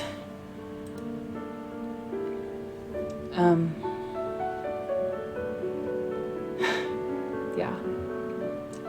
I really don't know what you're getting into, but I'll help where I can. All right, thank you. So you're next. And there's a moment where she stops. And she looks at the talisman. And there's a little bit of a smile. And she looks back at you and it's like, I can hear him again. Your next stop is Fairwood. Tay's Conservatory. Emil. Sweet kid. He's not a fighter. But he'll be able to help you. He's a scholar under Tay. Brilliant musician. He'll probably enjoy the lyre on your back. She'll point to Wally. And I'll help you arrange travel. If you'd like to look around the library, that's fine. Obviously, we're in no rush.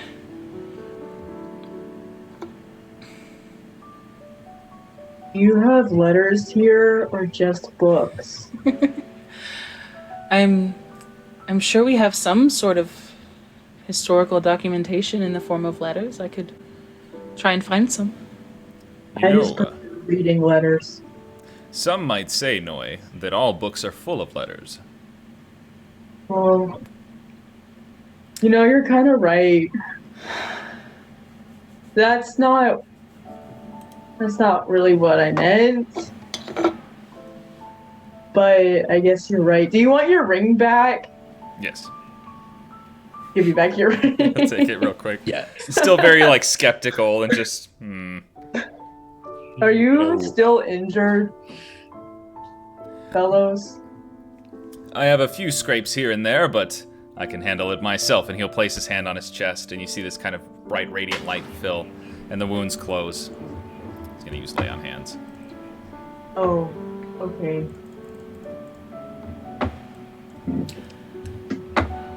Well, I don't like being in this bloody chamber for much longer. So, onward.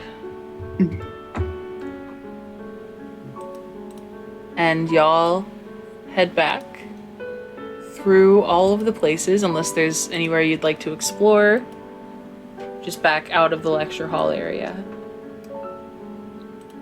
And I'll stop Eris' theme. Jevin. I had to, Jevin. I had to.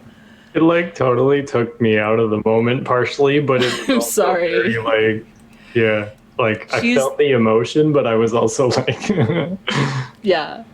I had to, Jevin. I'm sorry. thanks. I'm gonna cry tonight, and it's all your fault. Yeah, she's a sad person. So now, I'm pretty sure I slipped a couple times when I called her Cythrea. Thanks for not calling me out. So you are back here. If you'd like to leave, if you'd like to explore. Otherwise, we can just... I know you all fair and well, I think, at this point, and, I know we're probably, like, trekking up and finding this conservatory, but I'm gonna have to hang back for that one, because I won't be here next week, Aww. so... Very well, Everyone- Woody. We'll fight on your behalf. Right, you do that. I'll hang out somewhere. Hey, you gotta go check in with your like captain and stuff, right? I already checked in with him and he said I should stretch my wings a bit. So I'll take a fly around the area, find some nice grubs or something. Explore the trees. Look for ice. Look for ice. In Yeah, a place where it's not winter. ice is pretty cool. You never know where you're gonna find it. Right. Well, Sometimes I don't it's have where that you least magic expect stuff. to get. That you like know, in a volcano. What? I would mean- least expect to find ice in a volcano. we should find a volcano. No, Why not? that's kind of scary. Dragons are scary. Yeah, and I don't Maybe want to find rocks anymore. Are like mud ice or something like that. Well, I mean, ice is like mud, but rock. Right, that's what So- I said. Yeah, exactly. There's a Science Hank... with dot. There's a Hank Green video where someone's like, lava is technically ice. Yeah. Lava? Yeah. Lava is technically ice. Of what? Anyway, but Explain. I can't Hank Green. But as you're standing Abby, I'll in find this, the video and send it to you. as you're standing in this chamber after leaving the lecture hall, you notice the lights start to get warmer. Not like physically warmer, but like in temperature, like color temperature. No. And this place seems kind of revitalized in a way. Like it's not as like dark and gloomy as it was when you walked in. It's starting to feel like a library that no one's been to in a while.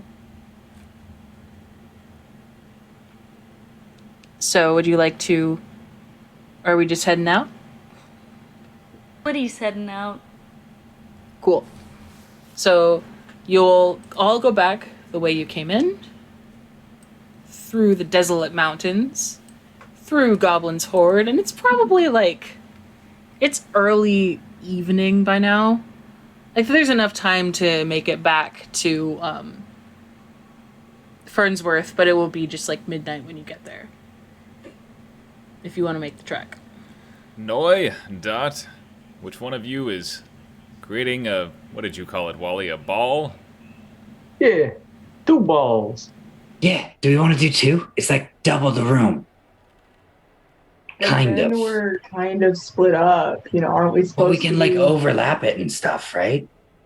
So we stand next to each other. And what? Sure. Why not? Okay.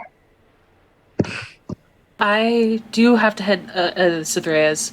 I do have to head back, but when you're in Fernsworth, come by the Weeping Willow and I'll help you get sent to, Fairwood. It's a much nicer place than Fernsworth. Less guards. Very There's well. chocobos. Hellos. Yeesh. People need to hear of me more often. World famous traveling storyteller. No one's heard of me. I mean, I've heard of you now. Yeah, you've heard of me now, but I had to tell you about me. I mean, like, I go places and people know who I am. That's what So do you want to go in and perform? That actually does sound kind of nice, you know? You can't really get known if you're not being around people. You're right. So maybe I'm gonna you. perform now. Oh. In a little bit. Let's go watch. Or you can come and watch. We'll hype you up so they think you really. I mean, they'll remember that you really are world known.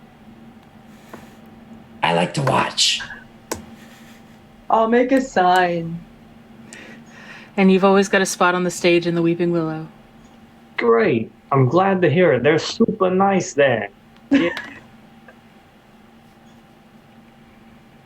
I'm gonna go find a spot to perform now. And he'll Wally waddle off. Waddle. Okay, so Wally is performing. Y'all are setting up your hut. And Cytherea is heading off back to Fernsworth. And yeah, Wally does a good performance for the 2 people in the tavern. Absolute that's banger. that's where we're gonna leave off for tonight. All right. Hey. Ah!